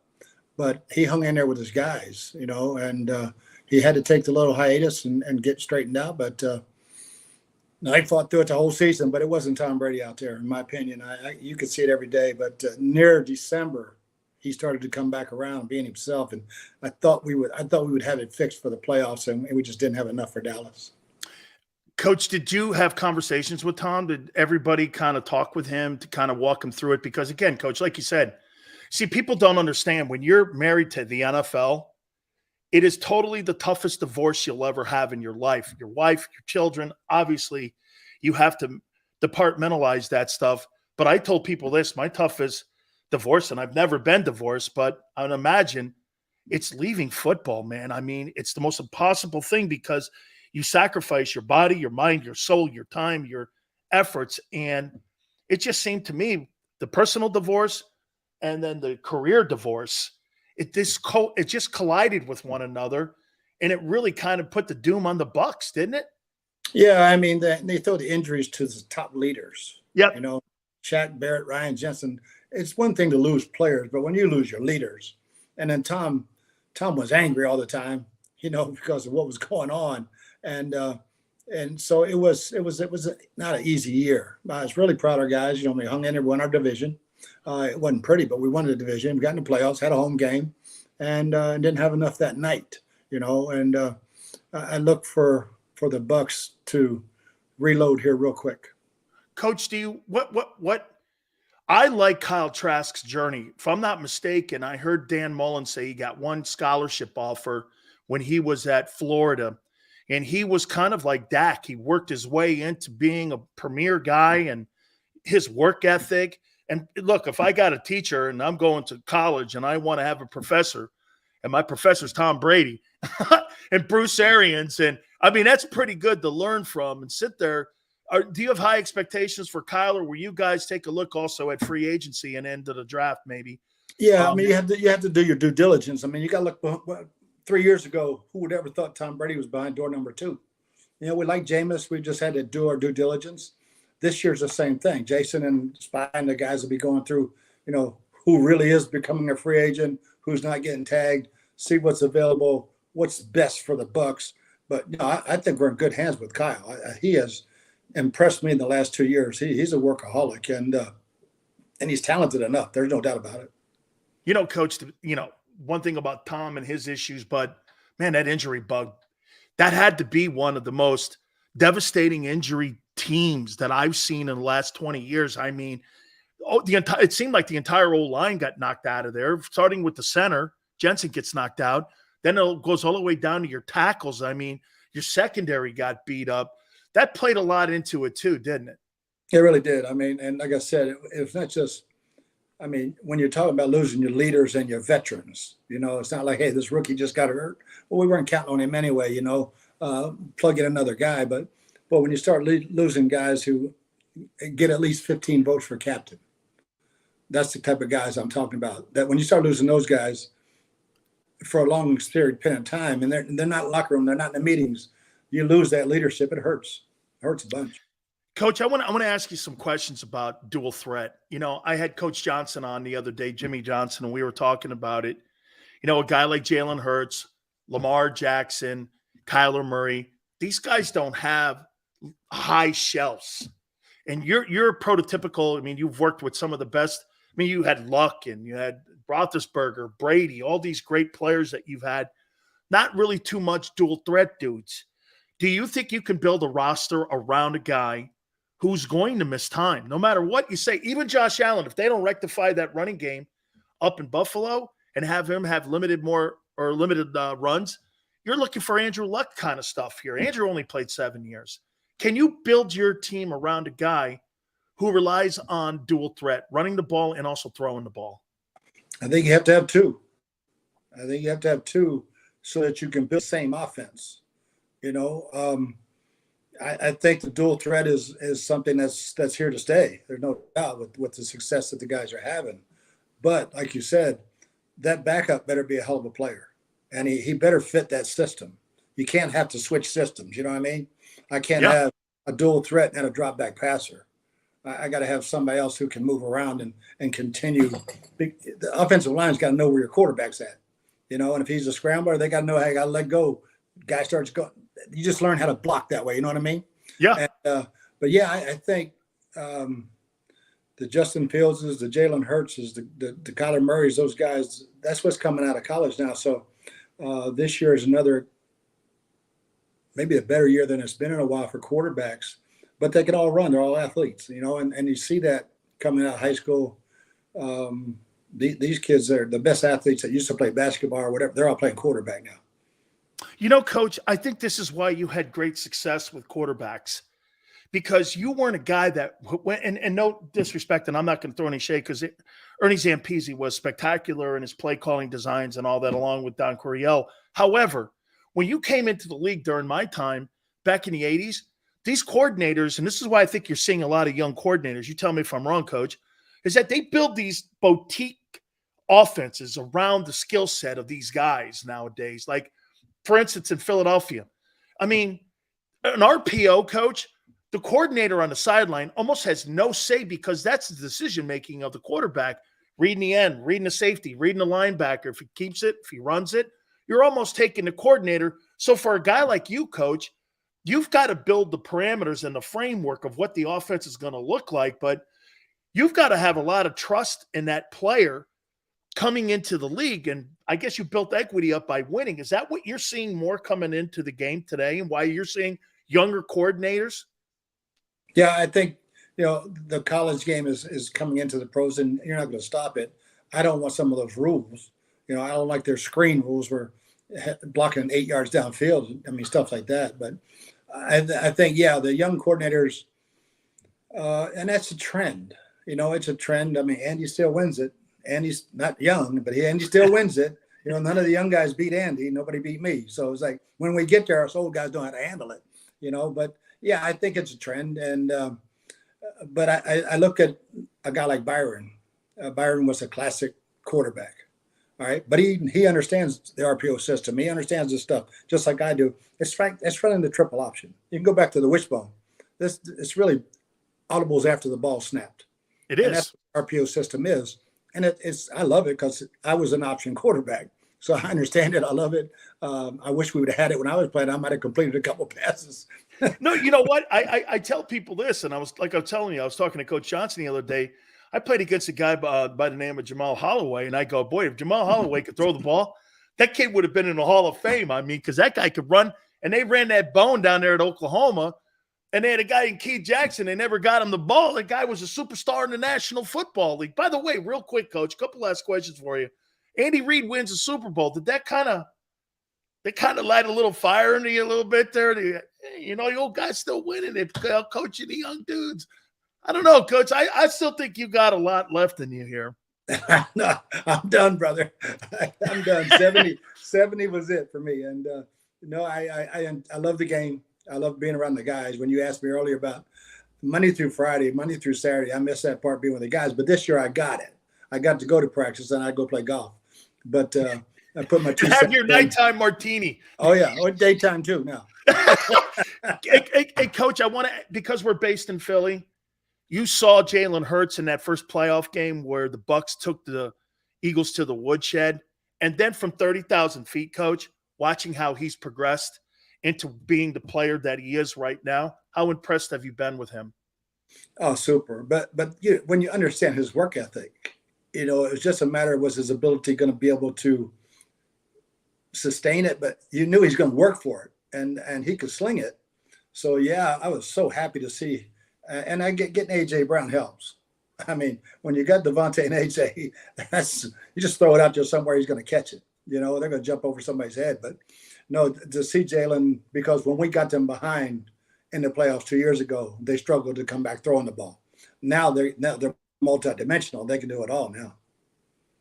Coach, what do you make of the scrum rule that they're debating right now? Do you think they should outlaw that thing? Because I'll tell you what, I mean, the Eagles have to be like 1,000% on that thing, man. And they get that great O-line they have, which I think is the best O-line in the NFL. And, Coach, now you got people in Dallas crying and screaming about it. Your thoughts on it? You think they should outlaw that thing? I think they should outlaw pushing the runner.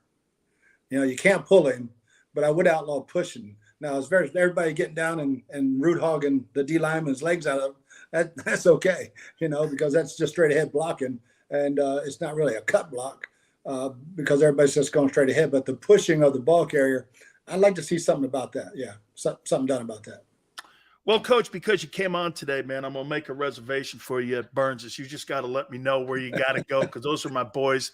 They got a picture of Big Sills on the wall. Malios, I don't know if you're that connected down there. I could send you over to the Columbia, too, over in Ybor, but I know you probably partaked at all these places here, but you let me know the day you want to go, and I'm going to hook you up over at Burns's. Those guys always hook me up, man, because that's awesome, man, it's an honor to have you as my friend, and thank you for all the things that you've said and done for us here, and we really appreciate it, Coach. And I'm happy you're with the Bucs. Oh, you bet, Danny. I'll be there forever, baby. Now that you got it. Thank you, Coach. I appreciate it. Thank you. You got it. The great Bruce Arians. I really appreciate him stepping in there with us. Do me a favor, guys. Please hit the like button. Keep it here on the National Football Show. When it comes to the fight against insurance companies, large corporations, and the healthcare industry, injured victims are always the underdog. But that doesn't worry us. At Messon Associates, we're an injury law firm from Philadelphia, and we come to fight. Our clients know that they've got representation with a chip on its shoulder, and it's the same chip that makes Philly the toughest city in the country. Call 215-568-3500 or visit us online at messalaw.com. Messon Associates, the toughest injury firm in Philadelphia.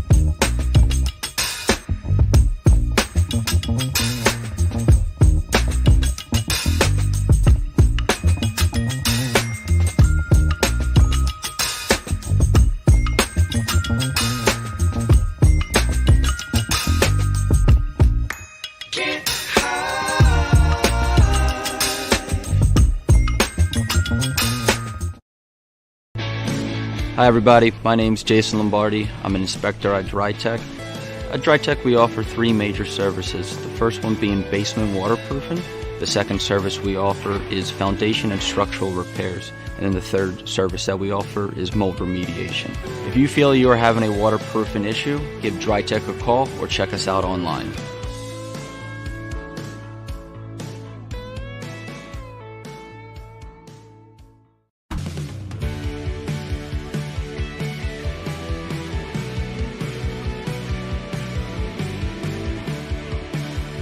My name is Fran Sileo. I'm a managing director here at Del Valle Insurance Group. Been in the business for over 36 years, saving people money on their insurance needs. Give us a call. Let us help you custom design an insurance plan that meets both your needs and budget.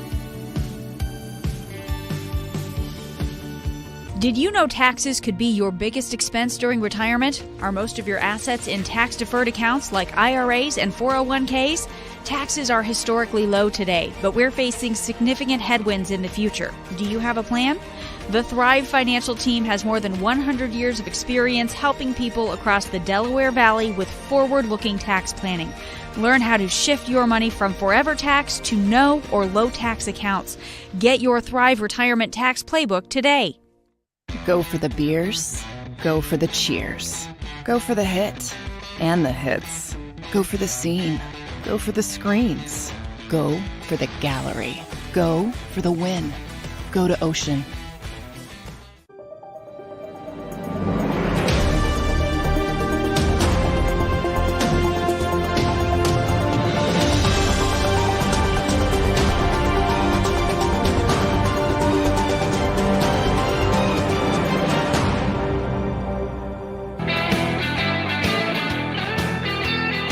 Excellence National Football Show. Appreciate you coming aboard here. So Bruce Arians says dual threat is here to stay. I value his opinion highly. Did you also hear him say that Tom Brady's issues got in the way of the team's success this year in Tampa?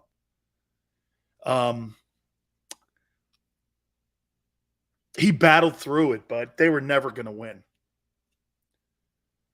It's the first time I've heard Bruce really say that Brady's personal life got in the way. Shouldn't have come back. Shouldn't have come back. Fighting through it, it's not what I want to hear my quarterback doing. They were never going to win. You know what? It is too bad. Came back for nothing. Okay? His personal life got in the way of the success of the team. Yeah, I'm not ripping him. I'm pointing out. And The NFL, there's nothing sensitive about the NFL. Sensitive talk doesn't exist. Well, hey, man, everybody goes. That doesn't work in that league. Owners don't think of it. If a player's not doing their job, they fire him. If a coach is not doing his job, they fire him. It's part of what and why you get paid and have the big job. So, to Yale's point, yeah, you and me, we're going to sit here and go, shit, that sucks. In the NFL world, no one cares. Kids, the whole thing. Yale. Brady's biggest mistake in his career was his final season in football. His passion. And you know, what's crazy, I tell people this all the time. The last thing to go on a great player or a player in period is the love of the game. Michael Jordan probably still has the same love of the game that he had all them years ago. But his body's broken down. He can't move or jump like he used to. But your passion's still there because your heart's still there. The last thing to leave you is the thing that got you there. Your passion, your heart, the love. That's why it's the most difficult thing you can ever do. I've never had more difficult thing. Ask any football player. It's leaving something that you've done for such a long time. My final year playing, I think I was 36. 4 different leagues. I think I was 36. Like, let me see. I think I was 36. Something like that. I was 36 years old. And 35 maybe, something or man, when you look in the mirror and you go, this is it. I got to get out of here. This is the last. It's the toughest thing to do, man. Okay? I hate to say it. I think Tom Brady's going to come back. Brian, he ain't coming back, man. No way. Not a chance. Okay? Although I still have passion for music and football. Niners all day. Hey, the Niners, by the way, I do have a list. I got a list for you. Hey, and I want to talk a little bit more about Sean Desai at the top of the hour here also. And I'm going to ask you a question. By the way, I got something down here. We're going to hit on something at the quarterback position. Also at the top of the hour. It's great to hear Bruce. How about Bruce Arians saying this, that the dual threat guys are here to stay? Okay. But did you hear what he said too? You need another quarterback. Howie made a mistake in his roster, didn't he? He didn't have another guy that resembled Jalen Hurts when Jalen went down. Right? He goes, you better have somebody that resembles what that guy does. Because if you don't, you can't have a drop back guy. That's why I questioned your quarterback. And I questioned the coaches. They gave, and I'm not talking Jalen, I'm talking Gardner Minshew. Gardner Minshew doesn't fit Philly. Shane Steichen handed him Jalen Hurts' playbook, said run it. How about this? I think the Eagles got away with one here. Can you imagine if Hurts got hurt in the middle of the year and you had to go with Gardner Minshew? You would have had to completely change your entire offense. You may not have made the playoffs. You may not have made the playoffs because you didn't have a quarterback that resembled at all in any way what they were doing. They just thought they could. Shane Steichen, this is what really, I was like, Shane Steichen's not a good coach. There were no good calls. You were running RPOs with a guy who couldn't outrun me or Barrett Brooks today. I mean, they handed him Jalen's game plan. Go run this. He did the best he could. That's not what he does, though. He's a drop back guy.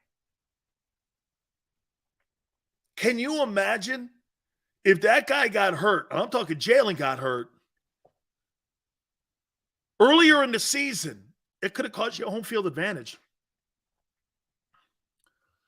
Dude, that guy Hundley would be an absolute gold mine to have behind Jalen Hurts. I got some guys I've written down. We're going to look at these guys that are in the draft.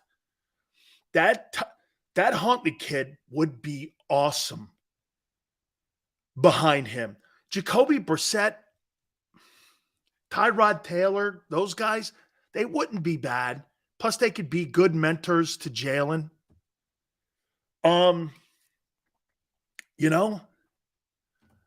Okay, that guy's a really good ball player. I think he could probably start in the NFL. Plus, get this. You put not Tyrod Taylor, but you put Tyler Huntley behind Jalen Hurts. My opinion, you probably are able to use him because more teams are going to the dual threat. You could probably use him as a draft asset. And you could probably trade him at the end of the year and get a good, solid draft pick for him. I'll tell you this. What about Mariota? Is Mariota really an RPO guy? Or is he a high-volume play guy? Would Mariota be a good backup for Jalen? He's a good teammate. Mike Vrabel loved him. Everybody in Tennessee, he's a quality kid.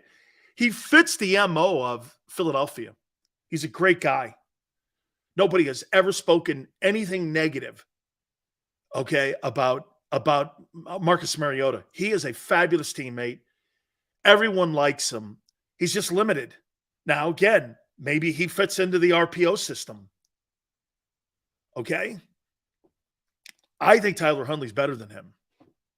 But I do not believe that Baltimore has a goal mine in that guy. That guy can win games, Hundley. See, you need that in Philly. You don't have that in Philly. The backup position in Philly is very important. It's very important going into this offseason. And it's got to duplicate. This, I told you guys this a couple weeks ago. You know why you don't see left-hand quarterbacks in the NFL?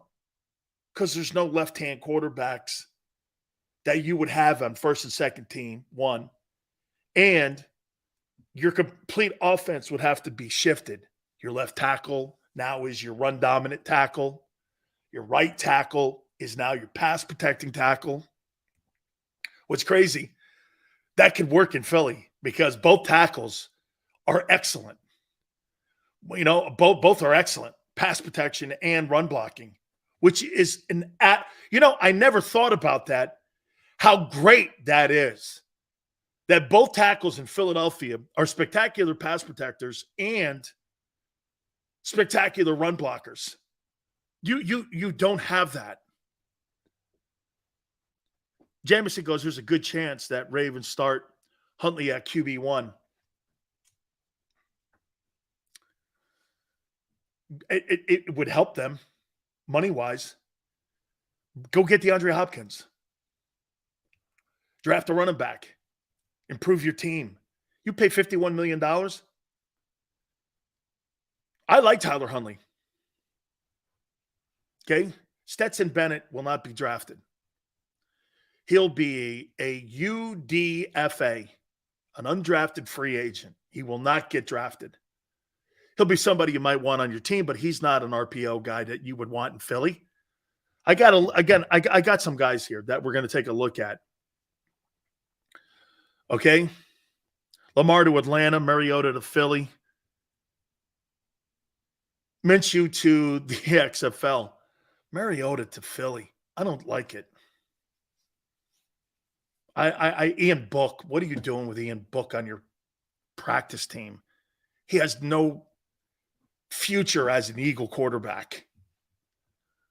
We're going to look at some of these guys that you guys are bringing up. Okay? Hopkins is Julio Jones in a year? Maybe. Maybe. He's still one of the absolute best third down receivers, I think, right now. Okay? All right. We're going to reset. I want to talk a little bit more about Sean Desai. We are also going to do this. What round should the Eagles draft a quarterback? I've got a name of a couple guys here. Also, contenders. I've got an early prediction on teams that I think are going to make the postseason on both the AFC and NFC. More on the hiring at coordinators for the Eagles, more on the combines. I'm watching them as they go on. Jonathan Gannon got a little heated by some of the questions I was asked about his Super Bowl performance. Hour number 3. If you got any comments also on Bruce Arians, who was just on with us, we appreciate it. Keep it here on the National Football Show. When it comes to the fight against insurance companies, large corporations, and the healthcare industry, injured victims are always the underdog. But that doesn't worry us. At Messon Associates, we're an injury law firm from Philadelphia, and we come to fight.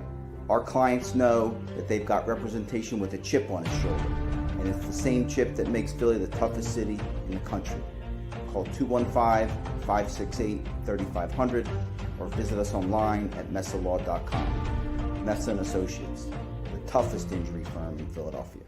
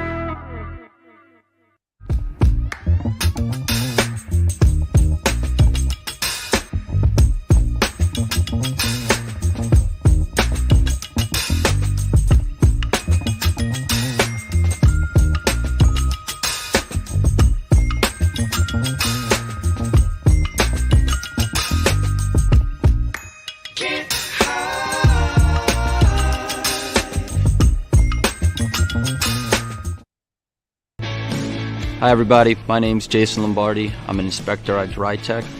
At DryTech we offer 3 major services, the first one being basement waterproofing, the second service we offer is foundation and structural repairs, and then the third service that we offer is mold remediation. If you feel you are having a waterproofing issue, give DryTech a call or check us out online.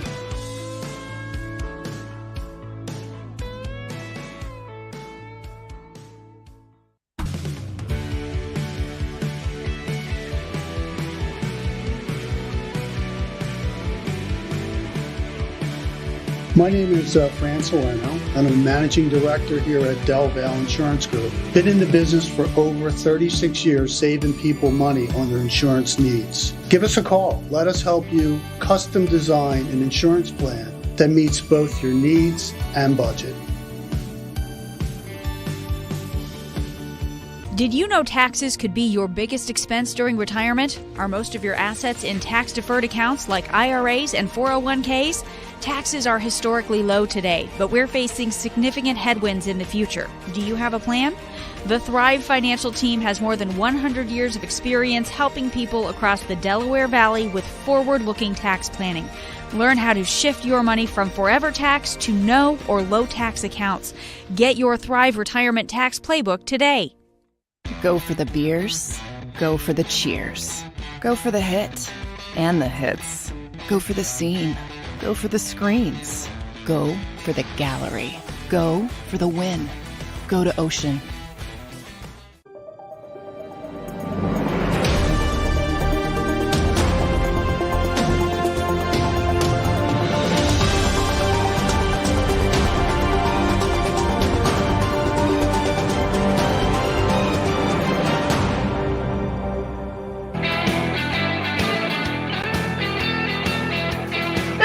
National Football Show. Appreciate you guys coming aboard here. Thank you very much. I thought it was a pretty telling thing that Bruce Arians didn't have a problem. See, that's the thing that I think coaches that are guys like Arians, you have to have the backbone to tell the truth. And Bruce came out here, and by the way, it's posted at JAKIB Sports and also at my Twitter page at Dan Sileo Show. Brady's personal life got in the way of the Bucs' success this year. Even though he tried battling through it, it still got in the way. And personal problems like that, again, derailed the Buccaneers' opportunities. And just think about this, for instance. The greatest player in the history of the league had problems personally, and it affected his team. That's why so many things with the Eagles last year went so right. It was such a great year for them. The defense played well. The offense was getting better and better. Jalen was improving. The schedule wasn't the best. You got into the playoffs. You got some breaks in the playoffs. You got to the Super Bowl and you played your asses off. Again, here's one thing I'll say about Philadelphia last year. They never took a week off. I mean, Kansas City took a week off. They got beat by the Colts. The Eagles never took a week off. They were in the fist fight every single fight. For 20 fights, they showed up. I don't think a lot of teams can say that, okay? I don't. Every single day they showed up. They were consistent. They were by far, I say they were more consistent than even Kansas City last year. They were more consistent than than Kansas City. Philly was, man. They were a very consistent football team. Says a lot about them. One more just to reset in case some of you are jumping aboard with us now. Sean Desai has been hired. No shocker that Brian Johnson has been named the offensive coordinator for the Eagles, but Sean Desai, Shelton, Connecticut kid, started his coaching career at Temple. Al Golden was the guy that got him into coaching. Al's now the defensive coordinator of the Notre Dame Fighting Irish. He was down at the University of Miami as the assistant director of football operations in 2011. I think that's under Randy Shannon, I think. No, Shannon was before Golden, so it had to be Mark Rick that would end up taking over. Shannon was fired. It was Al Golden. He was brought down with Al Golden. 2011. Mark Trestman, who's a Miami Hurricane as well, was the offensive coordinator in our first national championship in 1983 for Howard Schnellenberger. And he was coaching the Bears, brought him in as a position coach. And that's where his pedigree started really taking off. And by the way, everyone's like this. He's a Vic Fangio guy. I don't know about that. Because his style of football is more on the hybrid 43 Ravens defense. And I told you that in the first hour, that's more who he is. He's more out of the Rex Ryan kind of mentality. Okay, aggressive, not going to blitz a lot, but they're going to be exotic blitzes. 4-1, 4-1-3-3. Do you honestly think the Bucs are better without Brady? Tom last year, all those injuries. Who would have done better than Tom? Love the show. Keep it up. I think the injuries and Tom all played a factor in why the Bucs had an under 500 record. My friend, it's not shade on Tom. It was the first time he had massive adversity in his life. Outside of the knee injury he had a couple of years back, that was the most he ever had. Injuries and personal issues played a factor in the Bucs being an 8-10 team. It's not shade, it's reality. You know, I'm not taking shots at him. It's just what it is. It's football. This is not Love Boat. Okay? Seriously, this is not Love Connection. This is the NFL. You know, I mean, we're not sitting here singing on a cruise. Greatest quarterback? Yeah, he's the greatest football player ever to put a pair of pads on. It's no debating it.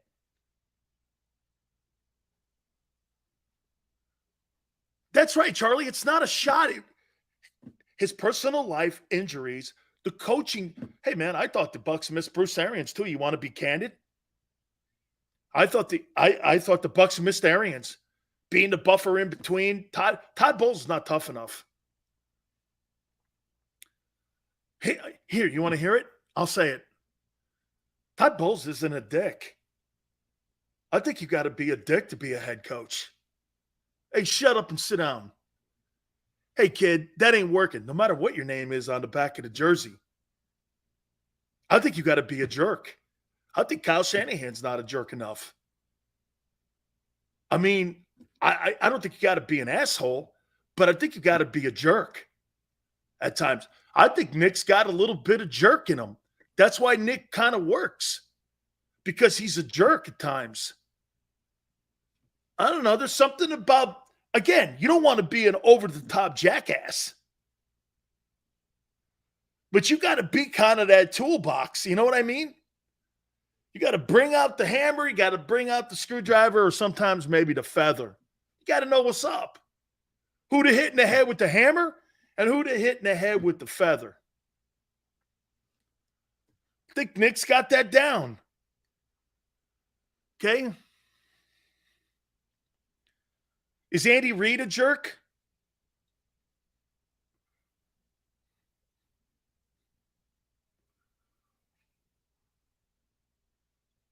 I don't know.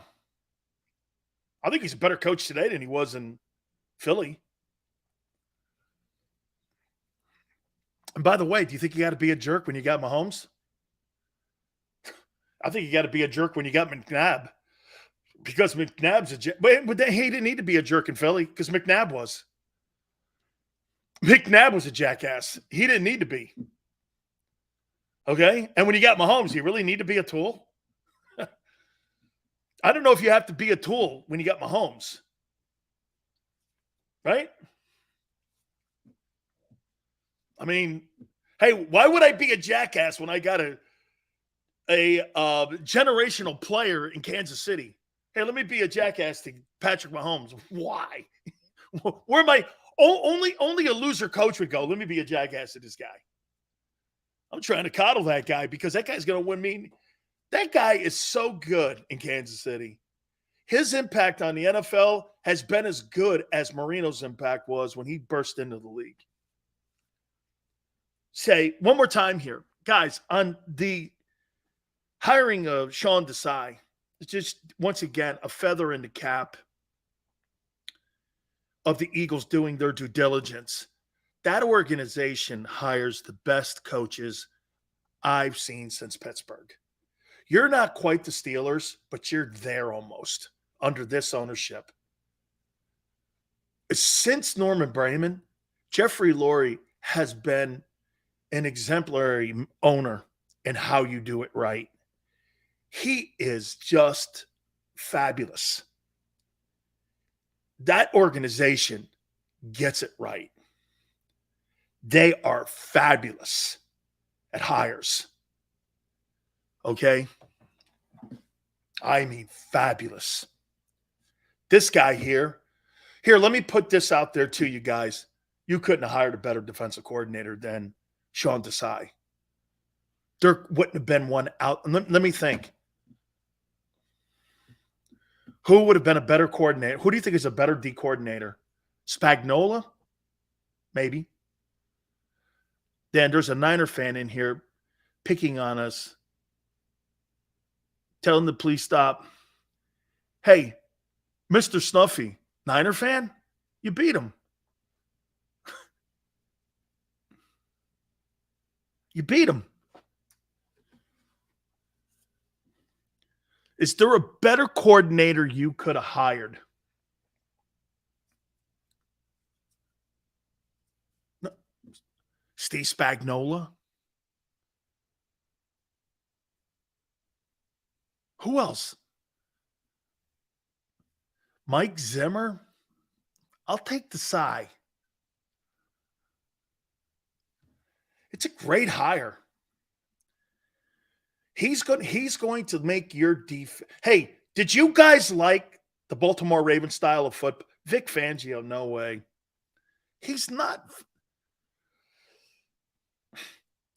Vic Fangio. Look, did you guys like the style the Ravens played? Wasn't a lot of blitzing, a lot of press coverage. Your linebacker and your safety were stars, and your edge guy, Terrell Suggs. That's the style of defense he plays. He actually blitzes less than Gannon. Yeah, but he doesn't. He brings one dude, Ed Reed. Ed Reed in that Rex Ryan, Baltimore style of play, he was all over the field. Do you have a guy on the team now? I think CJ could play that position. Rex Ryan was the D coordinator of the Baltimore Ravens and helped develop that hybrid 43 that Baltimore runs. Okay? And they've run that Baltimore 43 hybrid forever, since 2000. Just different components. They've had a ton of people and a ton of success with that hybrid 43. They just don't have the personnel that they used to have on that defensive side of the football field. Hey, when you have Ed Reed and Ray Lewis and Terrell Suggs in your defense for 15 years, you're going to kill teams. Okay? You're going to kill teams. You're going to kill them.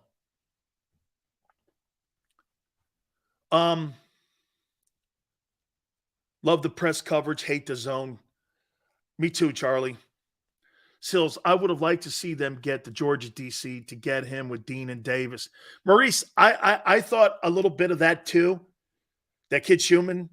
I would have been more with this, that he knows all the kids coming into the draft and he knows all the players that are coming behind these guys because he's been recruiting them. And Georgia's done a great job of recruiting. Actually, in my opinion, I think they've been out recruiting Alabama, especially in the lines as of late over the last 3 years. So that would be something that I would have been a fan of. Not so much of his schematics or formulating a scheme and putting a formation together on that side of the ball. It would have been more about the personnel decisions that they were making in Athens, because he knows all the people going into the draft, and he would have been an asset in the draft room. Okay, so that's kind of where I was with him. I don't think he's any smarter than Leonard or Desai or any of these guys, but he's got a better sense of the personnel that's coming into the league, if that makes sense. Okay? I mean, think about that roster. That roster that Georgia has. Look at all those first rounders. There's probably going to be 20 some odd guys that are going to be drafted in the top 3 rounds. Could be 30 guys that could go. All right. What round should, this is the first time I got to the topic. What round should the Eagles draft a quarterback? What round do you think they should draft a quarterback?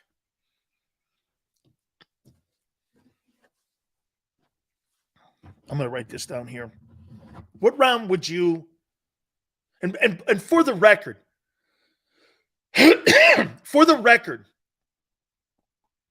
I think if you're a general manager, you should hire people that just look at the quarterbacks. And in my opinion, you should draft a quarterback in every draft, depending on what your need is. If you take them first, second, third, fourth, or fifth, 4-1 to 3-3. What do you think Howie does in the draft? Moving back for more picks, moving up? What do you like in the first round? I think because of the hire of Sean Desai, I think it's either between Witherspoon or Porter from Penn State. I think they go corner. If those two guys aren't there, and I think they'll both be there because of the run on quarterbacks you're going to see. And got to remember something, depending on what the Bears do. Can I tell you this? If I were the Eagles, I would pray that the Bears trade that pick to the Colts. Get them quarterbacks. Get them quarterbacks going, because then those edge rushers, the Texas Tech kid, I don't believe Will Anderson drops to 10. I do not. But he could get around somewhere where it could make you think to jump up and grab that kid. okay? Especially the teams that are going to need the quarterbacks. But I think you're going to have at that particular spot, I think you're going to have Gonzalez does not fit Sean Desai. In my opinion, they may think differently, but I don't think he fits what they're – the two more physical guys is Witherspoon and Porter, and then Gonzalez. I think Gonzalez is a better press coverage guy than both of those guys. But what they're going to ask Witherspoon to do, they're going to ask him or Porter to look like Ed Reed. Okay? Here's what I do. The reason I asked the question, and quite frankly, this is why we had Bruce Arians on. Dual threats here to stay.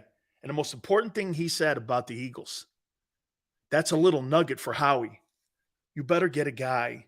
If you're going to stick with Jalen Hurts and you're going to pay Jalen Hurts, you better have somebody that looks like Jalen Hurts behind him, because you're going to need two. From a coach that coached Ben, Luck, Brady, Winston, go down the list. He's got 3 Super Bowl rings. I mean, you need 2. Arthur, the Brian Branch pick is interesting. He's the safety from Alabama.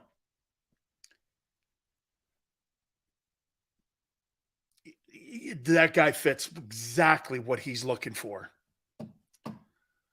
Man, I think if he's there too, I think that's going to be hard for him to pass. Maybe the Eagles trade down to get him. He's about the 14th ranked player that's at the combines right now. Man, he is – I really like that player. Hard-hitting, smart. Look, he even plays like Ed.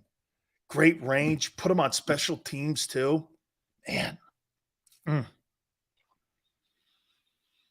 I like him. But in this league, you need corners. You need corners. Okay? So if think about put your vision in here now. Okay? CJ, Maddox, Slay, Witherspoon. Whew. You're going to win a ton of ball games. And think of this. 18 million. 14. Maddox. And a rookie deal. Okay? Or go here. CJ 14, slide him over to corner, draft Branch, put him at safety with Maddox. That's got to be a conversation. That's got to be a conversation. What's better for the team? Branch from Alabama, draft him move down from 10 to 14 to get him. Get a pick, another pick in the second or third. Slide CJ over. It's a jackass move, though, for Gardner Johnson. Because if you're going to pay him 14-4, dude, you're paying him to play safety. Now you're moving him the corner. That's kind of a jackass thing to do. Because if he went on the open market as a corner, Gardner Johnson could command $17 million. It's kind of like a $3 million slap in the face a little bit. Okay? It's kind of a slap in the face, and it's not good. The player might be, I don't know. It just doesn't, I don't know. I don't know if I'd be cool with that. And it's not really something the Eagles do. They don't really hose over guys that really had it. I mean, the guy's a co-interception leader in the NFL. You're going to rob him? That's not kind of really what they do. They made a trade for him. They brought him in. They made him a millionaire now, even more so than what he ever thought. And you're going to hose him by moving him? I don't know. But football's a business. Dude, Nakobe Dean, I know you guys are high on him until he shows me something. He's a non-factor to me. he's a non-factor. He's a non-starter as far as I'm concerned. He needs to show me something. I'm not just going to go like this. Oh, no, this guy, give him a starting job. I'm not giving him anything. You better go out there and earn it, son. You haven't earned a thing.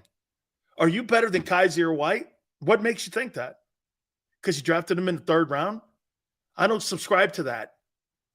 It's not where you're drafted. It's what you do when you get in the league. I just personally, I'm not a fan of that. I'm not a fan of that stuff. You have to play yourself into a position where you earn that job. There's no jobs given in the NFL. You earn everything you get. So here's the quarterbacks I am looking at in the draft. I would really, if this kid lasts until the 4th round, and Hendon Hooker from Tennessee is maybe 3rd or 4th. Maybe 3rd or 4th. I would take, and he's available, I would take this kid Hooker from Tennessee to back up Jalen Hurts. That's who I would take.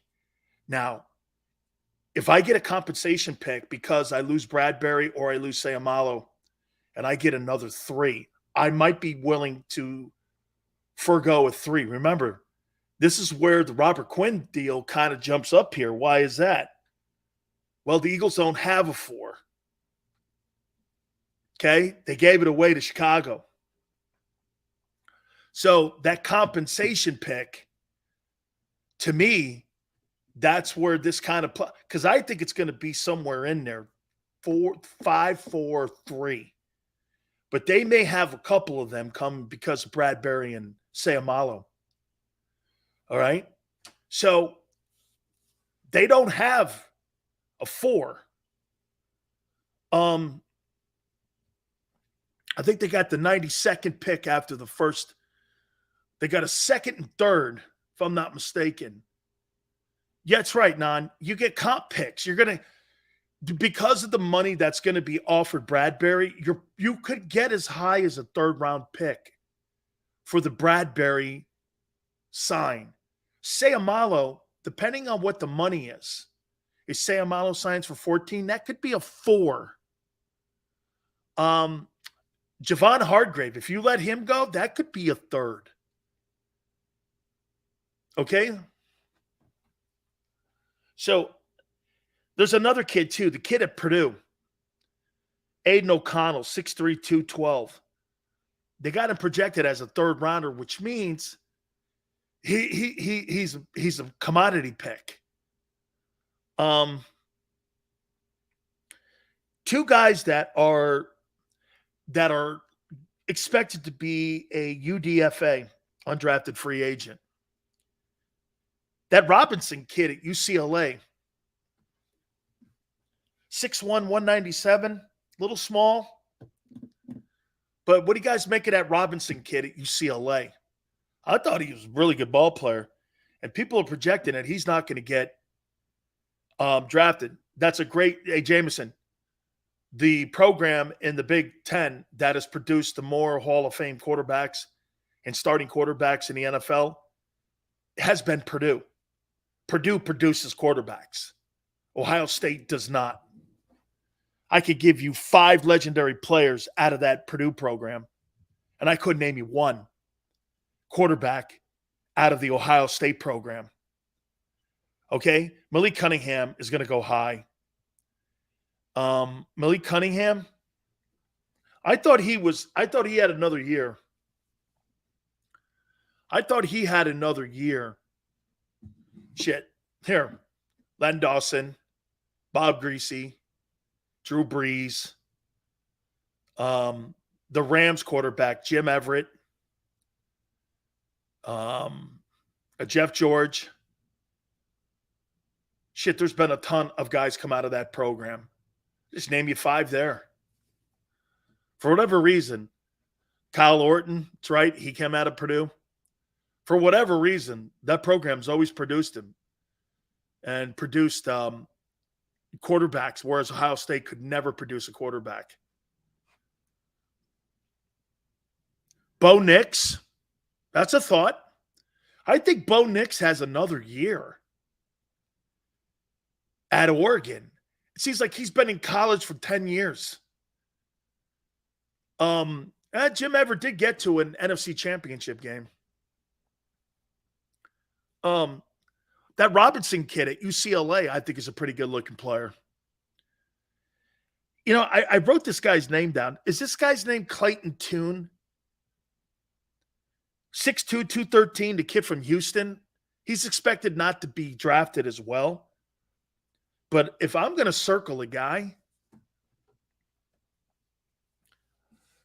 I would circle Hooker from Tennessee. I think he could be there in the 4th round. I think he could be in the 4th. So here's what I would here's kind of my mentality right now. At 10, I want that cornerback from Illinois. At 30, I want an edge rusher. At 92,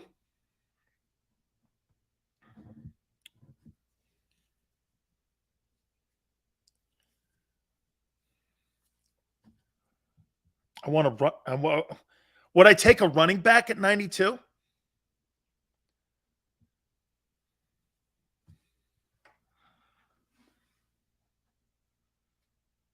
Corner edge. Would I take a running back at 92?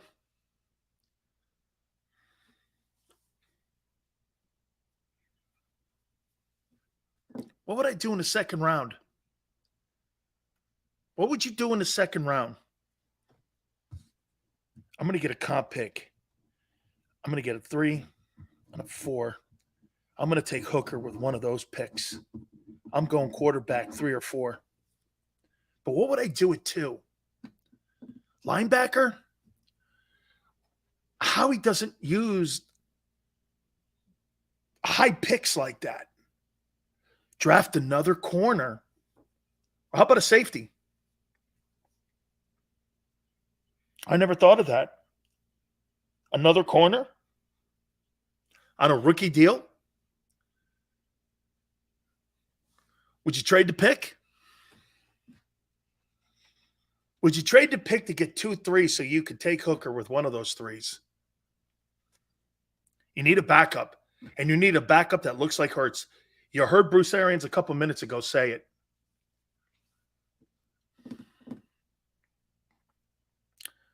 Draft an OT for depth.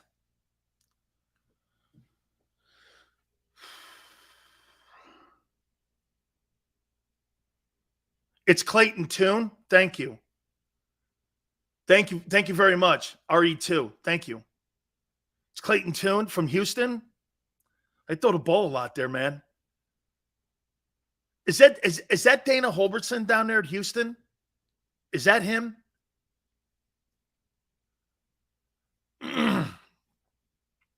Need a middle linebacker? Jaron Hall from BYU. Name me a BYU quarterback in the last 20 years that's been doing anything in the NFL. Man, I mean, kind of Mountain West guy. I mean, BYU I know is independent, former WAC team, but dude, those BYU quarterbacks as of late, they're not putting them out like Robbie Bosco and Steve Young and Jim McMahon and them dudes like they did in the past. That was Lavelle Edwards that could spot a quarterback. They've not been able to spot a guy who could be a next level dude. How about my guy Ringo from Georgia in the 2nd? That's 2 physical corners. I don't believe Ringo's going to last in the 2nd. I think he's going to go in the 1st round. I think somewhere between 15 and 23, you'll see him go in there, I think. Linebacker in the 2nd round. Just go get Bobby Wagner. Draft another corner, running back. right?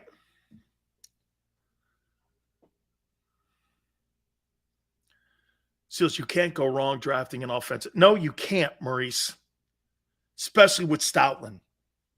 And you're going to lose Andre Dillard. So that's something to think about. If Hooker's there in the third and we have a chance, how we better grab him. I agree.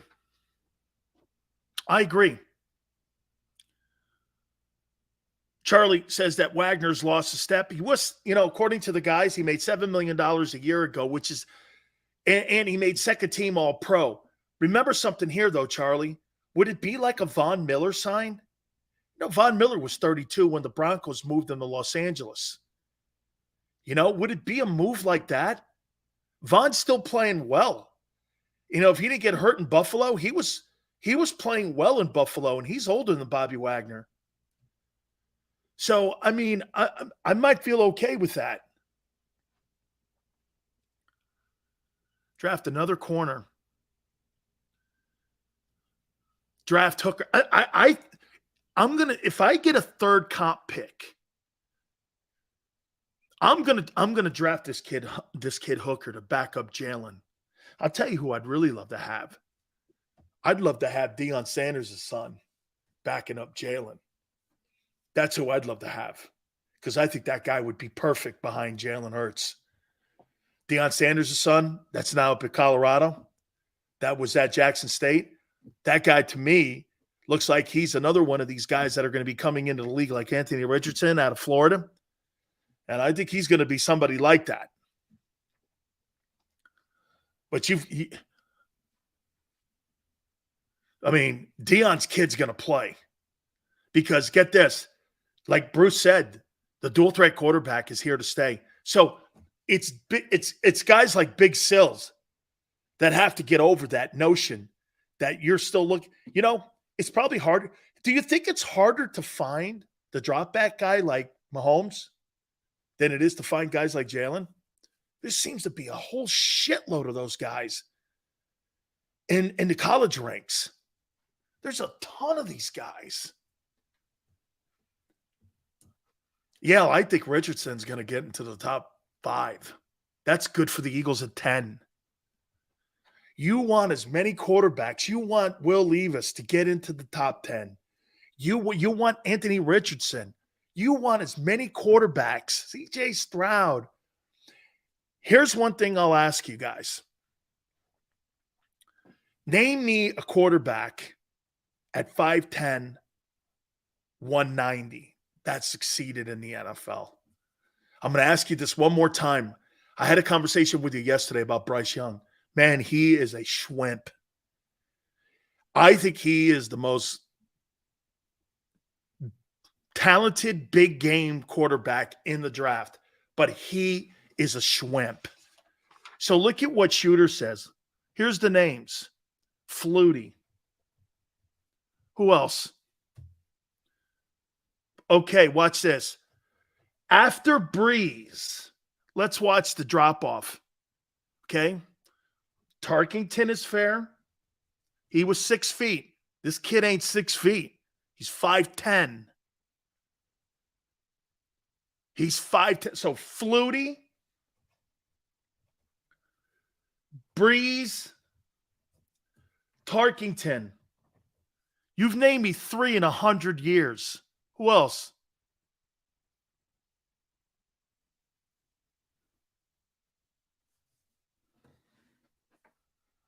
Johnny Manziel.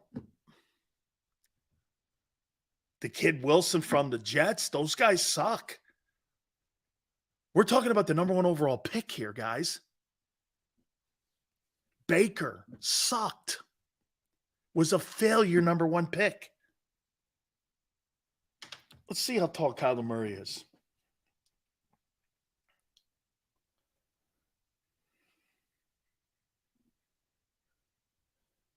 How tall is Kyler Murray? Kyler Murray is 5 feet. He's 5'10" too.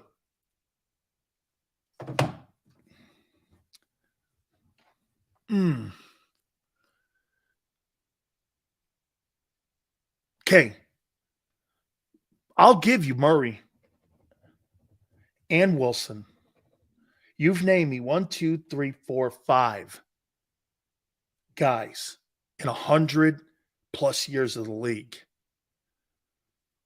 And I mean, Flutie, Breeze, Tarkington, Murray, Wilson, probably the best with Tarkington of that group. Breeze too. But Breeze is 6 feet on the nail. Tarkington's 6 feet on the nail. You're about 6'1.5" with cleats. This guy's 5'10". He's 5'10". You know, I mean, Jameson's right. And plus, we're not talking about a guy like Jalen Hurts. Jalen Hurts is 6'1", right?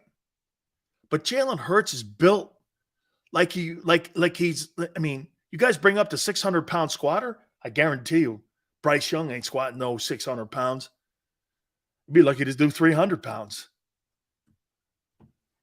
I mean, dude, you've named me 5. Okay, some of those names are really good, but 5 guys we named in 100+ years of the league. That's not an all-star group. And here's the thing. Watch this. Breeze wasn't a first-rounder. Flutie wasn't a first-rounder. Was Tarkington a first-round draft choice? Russell Wilson wasn't a first-rounder. You guys are talking about the first pick. What round was Fran Tarkington drafted in? Tarkington's a third-rounder too. So watch this. Flutie wasn't drafted. I think Flutie was the late-round guy. Breeze was not a first-round guy. I think he was a second. Tarkington was a third-rounder. Wilson was a third-rounder. Murray's a first-rounder. Okay, so one guy out of that whole group was a first-round pick. But Bryce Young, you want to make him the first pick overall and take a gamble on that? Man. Sonny Jurgensen, I didn't realize he was that. But again, Sonny Jurgensen wasn't a first-round draft choice. We're talking about the first pick. See, to me, I think when you draft in the first round like that, I think you have to go prototypical to at least give yourself a shot at it succeeding. That's a shot in the dark. Not one of those guys, no team drafted those guys in the first round, though. They didn't gamble. Third round is not a gamble. It's a high pick. It's a high pick. But the only team that gambled was Arizona with Murray. Tarkington third. Seattle third with Wilson. Breeze was by San Diego, actually. I think was a second rounder. Murray, first rounder. Flutie, late round guy. Just saying here, man. I mean, you want to not waste, but you want to gamble the first pick overall on a guy who's 5'10", 180, playing quarterback in the NFL. Whew, man, I don't know if I could do it. I don't know if I can do it. Because I don't know if he can. Watch this. Let alone the fact, can he hold up? Bryce Young looks taller than Hurts. Well, he's not. Jurgensen was a fourth rounder. He's a Hall of Fame guy. Get it. But those guys didn't waste first-round picks. Too risky, man. I don't know. I'd rather go, as much as I hate to say it, I might go with C.J. Stroud more. At least I have a shot of him playing. Just too risky, man. 5'10". He was measured today at 5'10.5". Dude, the Eagles' kicker's bigger. And watch this. Is he a player? He absolutely is a ball player. Just don't know. All right, hit the like button. By the way, when I come back, here are my way early predictions on who makes the playoffs AFC, NFC. Are the Eagles on that list? Let's hit on it next.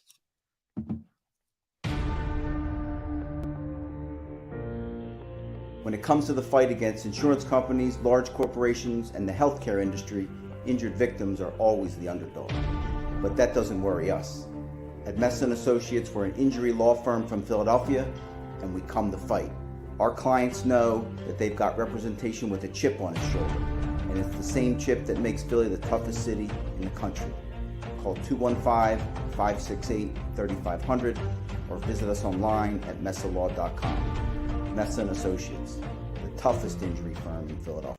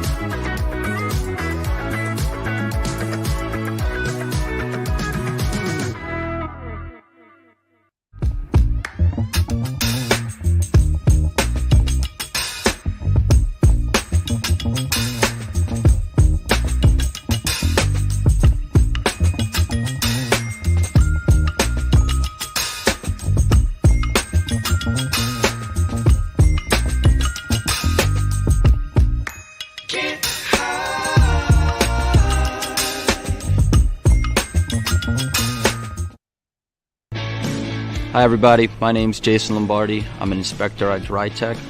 At DryTech we offer three major services, the first one being basement waterproofing, the second service we offer is foundation and structural repairs, and then the third service that we offer is mold remediation. If you feel you are having a waterproofing issue, give DryTech a call or check us out online.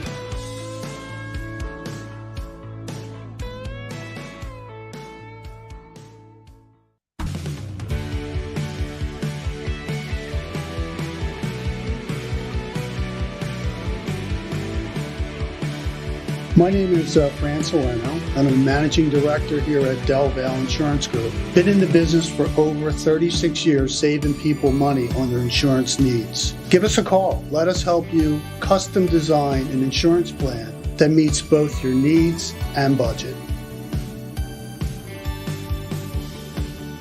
Did you know taxes could be your biggest expense during retirement? Are most of your assets in tax-deferred accounts like IRAs and 401ks?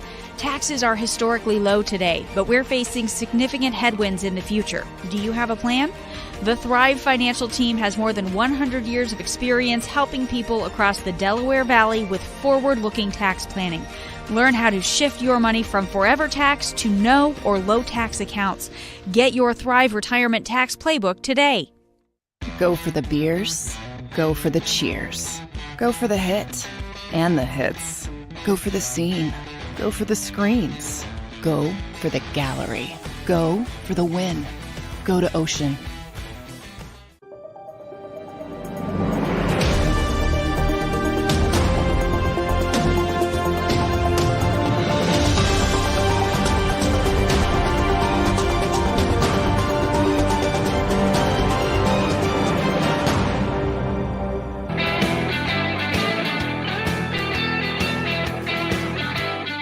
Big Sales National Football Show. Appreciate you guys stepping in with us. Thank you again. It's just been massive news coming out of the NFL combines. I'll tell you this, the NFL has cornered the market on news. I mean, they are front and center each and every single day. I mean, where's the NBA? Wake me up in June.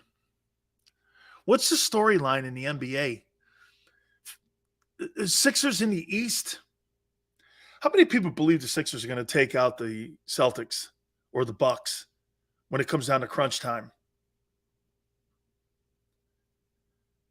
Right? People cover Russell Westbrook and the Lakers, who won't make the play-in. They won't even make the postseason for the second straight year in LeBron James's career. Think of that.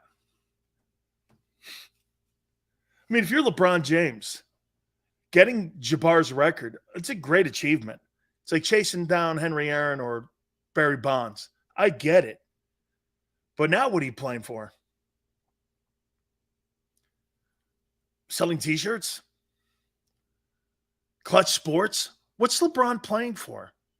It was the question that people asked Kobe, and it was a fair question. What is LeBron James playing for right now if he can't compete? The Lakers are a train wreck. Look at organizations like the Eagles. Look at the hires they make. Look at the decisions that they make. It's been pretty impressive to stay relevant for 20-some-odd years now, like the Eagles have. Are they the Patriots? No, but you know what's different about the Eagle run compared to the Patriots over the last 20 years? What's the one common denominator in New England? It was Brady. And some would go, what about Belichick? I don't know. Belichick kind of looks like Cleveland Belichick right now. And let's not forget something about the Patriots. People are like, the Patriots are a great organization. Really? You mean you thought they were great under the Steve Grogan era? I mean, Tony Eason, they got to the Super Bowl, but that's when Kraft took over. I mean, they've never had more success than now. But when the Sullivans owned the team, they sucked. When Victor Kiam owned the team, they sucked. Okay? I mean, the Patriot way was the Brady way. I mean, the Patriots are not they're a good they're a really well-run organization under Bob Kraft. I got to be fair there to that. But the Eagles, ever since we, watched Jeffrey Lurie take over that team, it's been different characters that have had success. Andy Reid, Doug Peterson, now Nick Sirianni, some extent even Chip. Different quarterbacks, different players. That's kind of what they do in Pittsburgh. If there's an organization, I'm trying to think over the last 20 years, that has resembled, and think about this with the Cowboys. Cowboys had a 5-year run under Jerry's run. He's owned the team for what, 30 years? He's had a 5-year run, and it's over. And that 5-year run was because of Coach Johnson. He's never been able to duplicate it again. The Eagles duplicate it because right hires, as much as they get in the way of things, they still step out of the way. Okay? I mean, go to the last 20 years. Give me the teams that have been consistent winners. Pittsburgh, Philly, New England, Packers.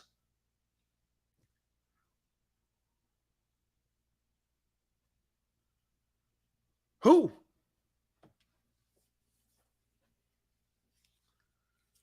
Right? All right. These are the teams that in my preseason picks to make the NFL postseason. Chiefs, yeah, Sean. Chiefs. Let's do the AFC first. Number 7, I got the Broncos.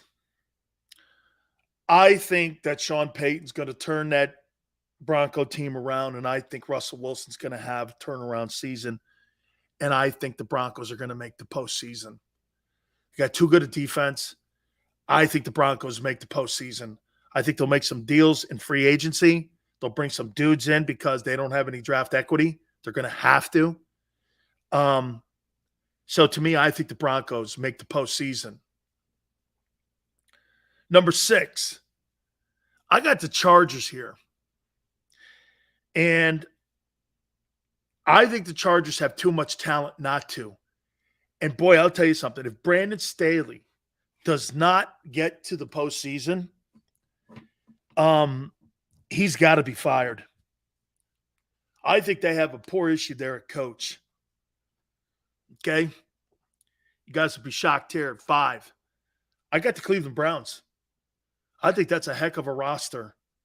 And I'll tell you what, if they don't make the postseason and you gave a quarterback $230 million guaranteed dollars, They're talking to restructuring the contract already so they can get more guys in the building and get more free agents in there for him.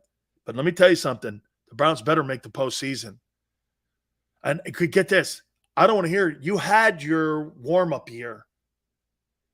You had your warm-up year. That was this past throwaway season. You played in enough games, in my opinion, to get your beak wet. You better roll into this year, and you better put that Browns team in a position to win a lot of games. I'll tell you what, of all the quarterbacks in the NFL that has the most pressure on him, he's got the most pressure on him. Why? Because he's got the biggest deal. All that cash guaranteed, all that future, all those draft choices. Dude, you know that movie Draft Day? This is the legitimate Draft Day movie being played out in Cleveland. This is Draft Day. Number 4, I got the Jaguars. I think they're going to continue to improve under Doug. 3, I got the Bills. I think they're going to get a running back up there. Looks like Saquon Barkley's now a free agent. Put Barkley up there with Josh Allen. They may not lose a game. And now you don't have to have your quarterback get his ass kicked. Get Barkley up there. Put Barkley in Buffalo. Holy cow. Barkley in Buffalo would be a nightmare. Bengals at 2. Better keep improving the O-line. Number 1, the Chiefs. So I got Broncos, Chargers, Browns, Jags, Bills, Bengals, and Chiefs. And if you notice, the Ravens, Dolphins are not in the Patriots, not in the playoffs. I got them missing it.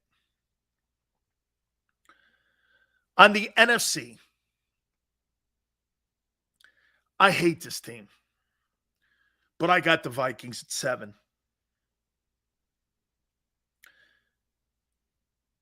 I think the defense will be upgraded with Brian Flores running it up there. I got Broncos, Chargers, Browns, Jags, Bills, Bengals, Chiefs. No Steelers. Quarterback's not good enough yet. I got the Vikings at 7. I got the Lions at 6. I got the Rams in a rebound at 5. I've got the Seahawks at 4. I got the Packers at 3. I've got the Eagles at 2. I got the 49ers at 1. So I got Niners, Eagles, Packers, Seahawks, Rams, Lions, Vikings. No Cowboys. No Cowboys. No Cardinals.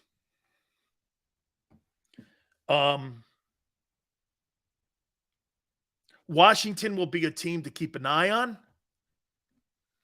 Cowboys, in my opinion, are going to be the last place team, in my opinion, in the NFC East this year. I don't think they're getting better. You got to cut loose. They're going to probably have to franchise tag Pollard at $10 million. If you do that, so you're going to pay $25 million on running backs. If you franchise tag Tony Pollard, okay, your other running back is $14 million. You're going to have $24 million in running backs and $50 million at quarterback, 49-1. You're going to have $100 million in 3 players? Come on, man. Come on. Where are you going? $100 million of a $244 million salary cap. You think you're going to be able to have 2 players making over $10 million in the running backs. That shows you the shit show that's going on in Dallas right now.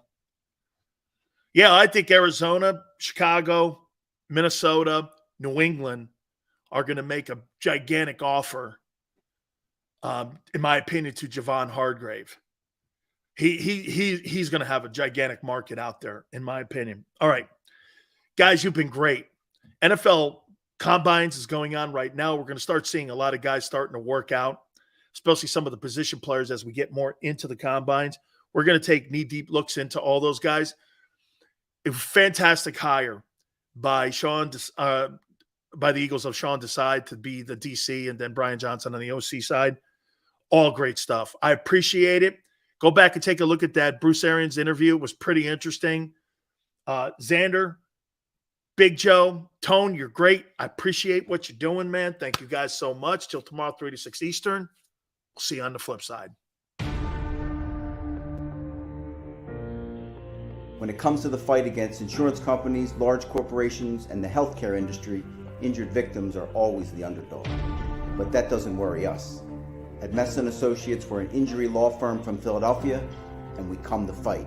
Our clients know that they've got representation with a chip on its shoulder, and it's the same chip that makes Philly the toughest city in the country. Call 215-568-3500 or visit us online at messalaw.com. Messon Associates, the toughest injury firm in Philadelphia.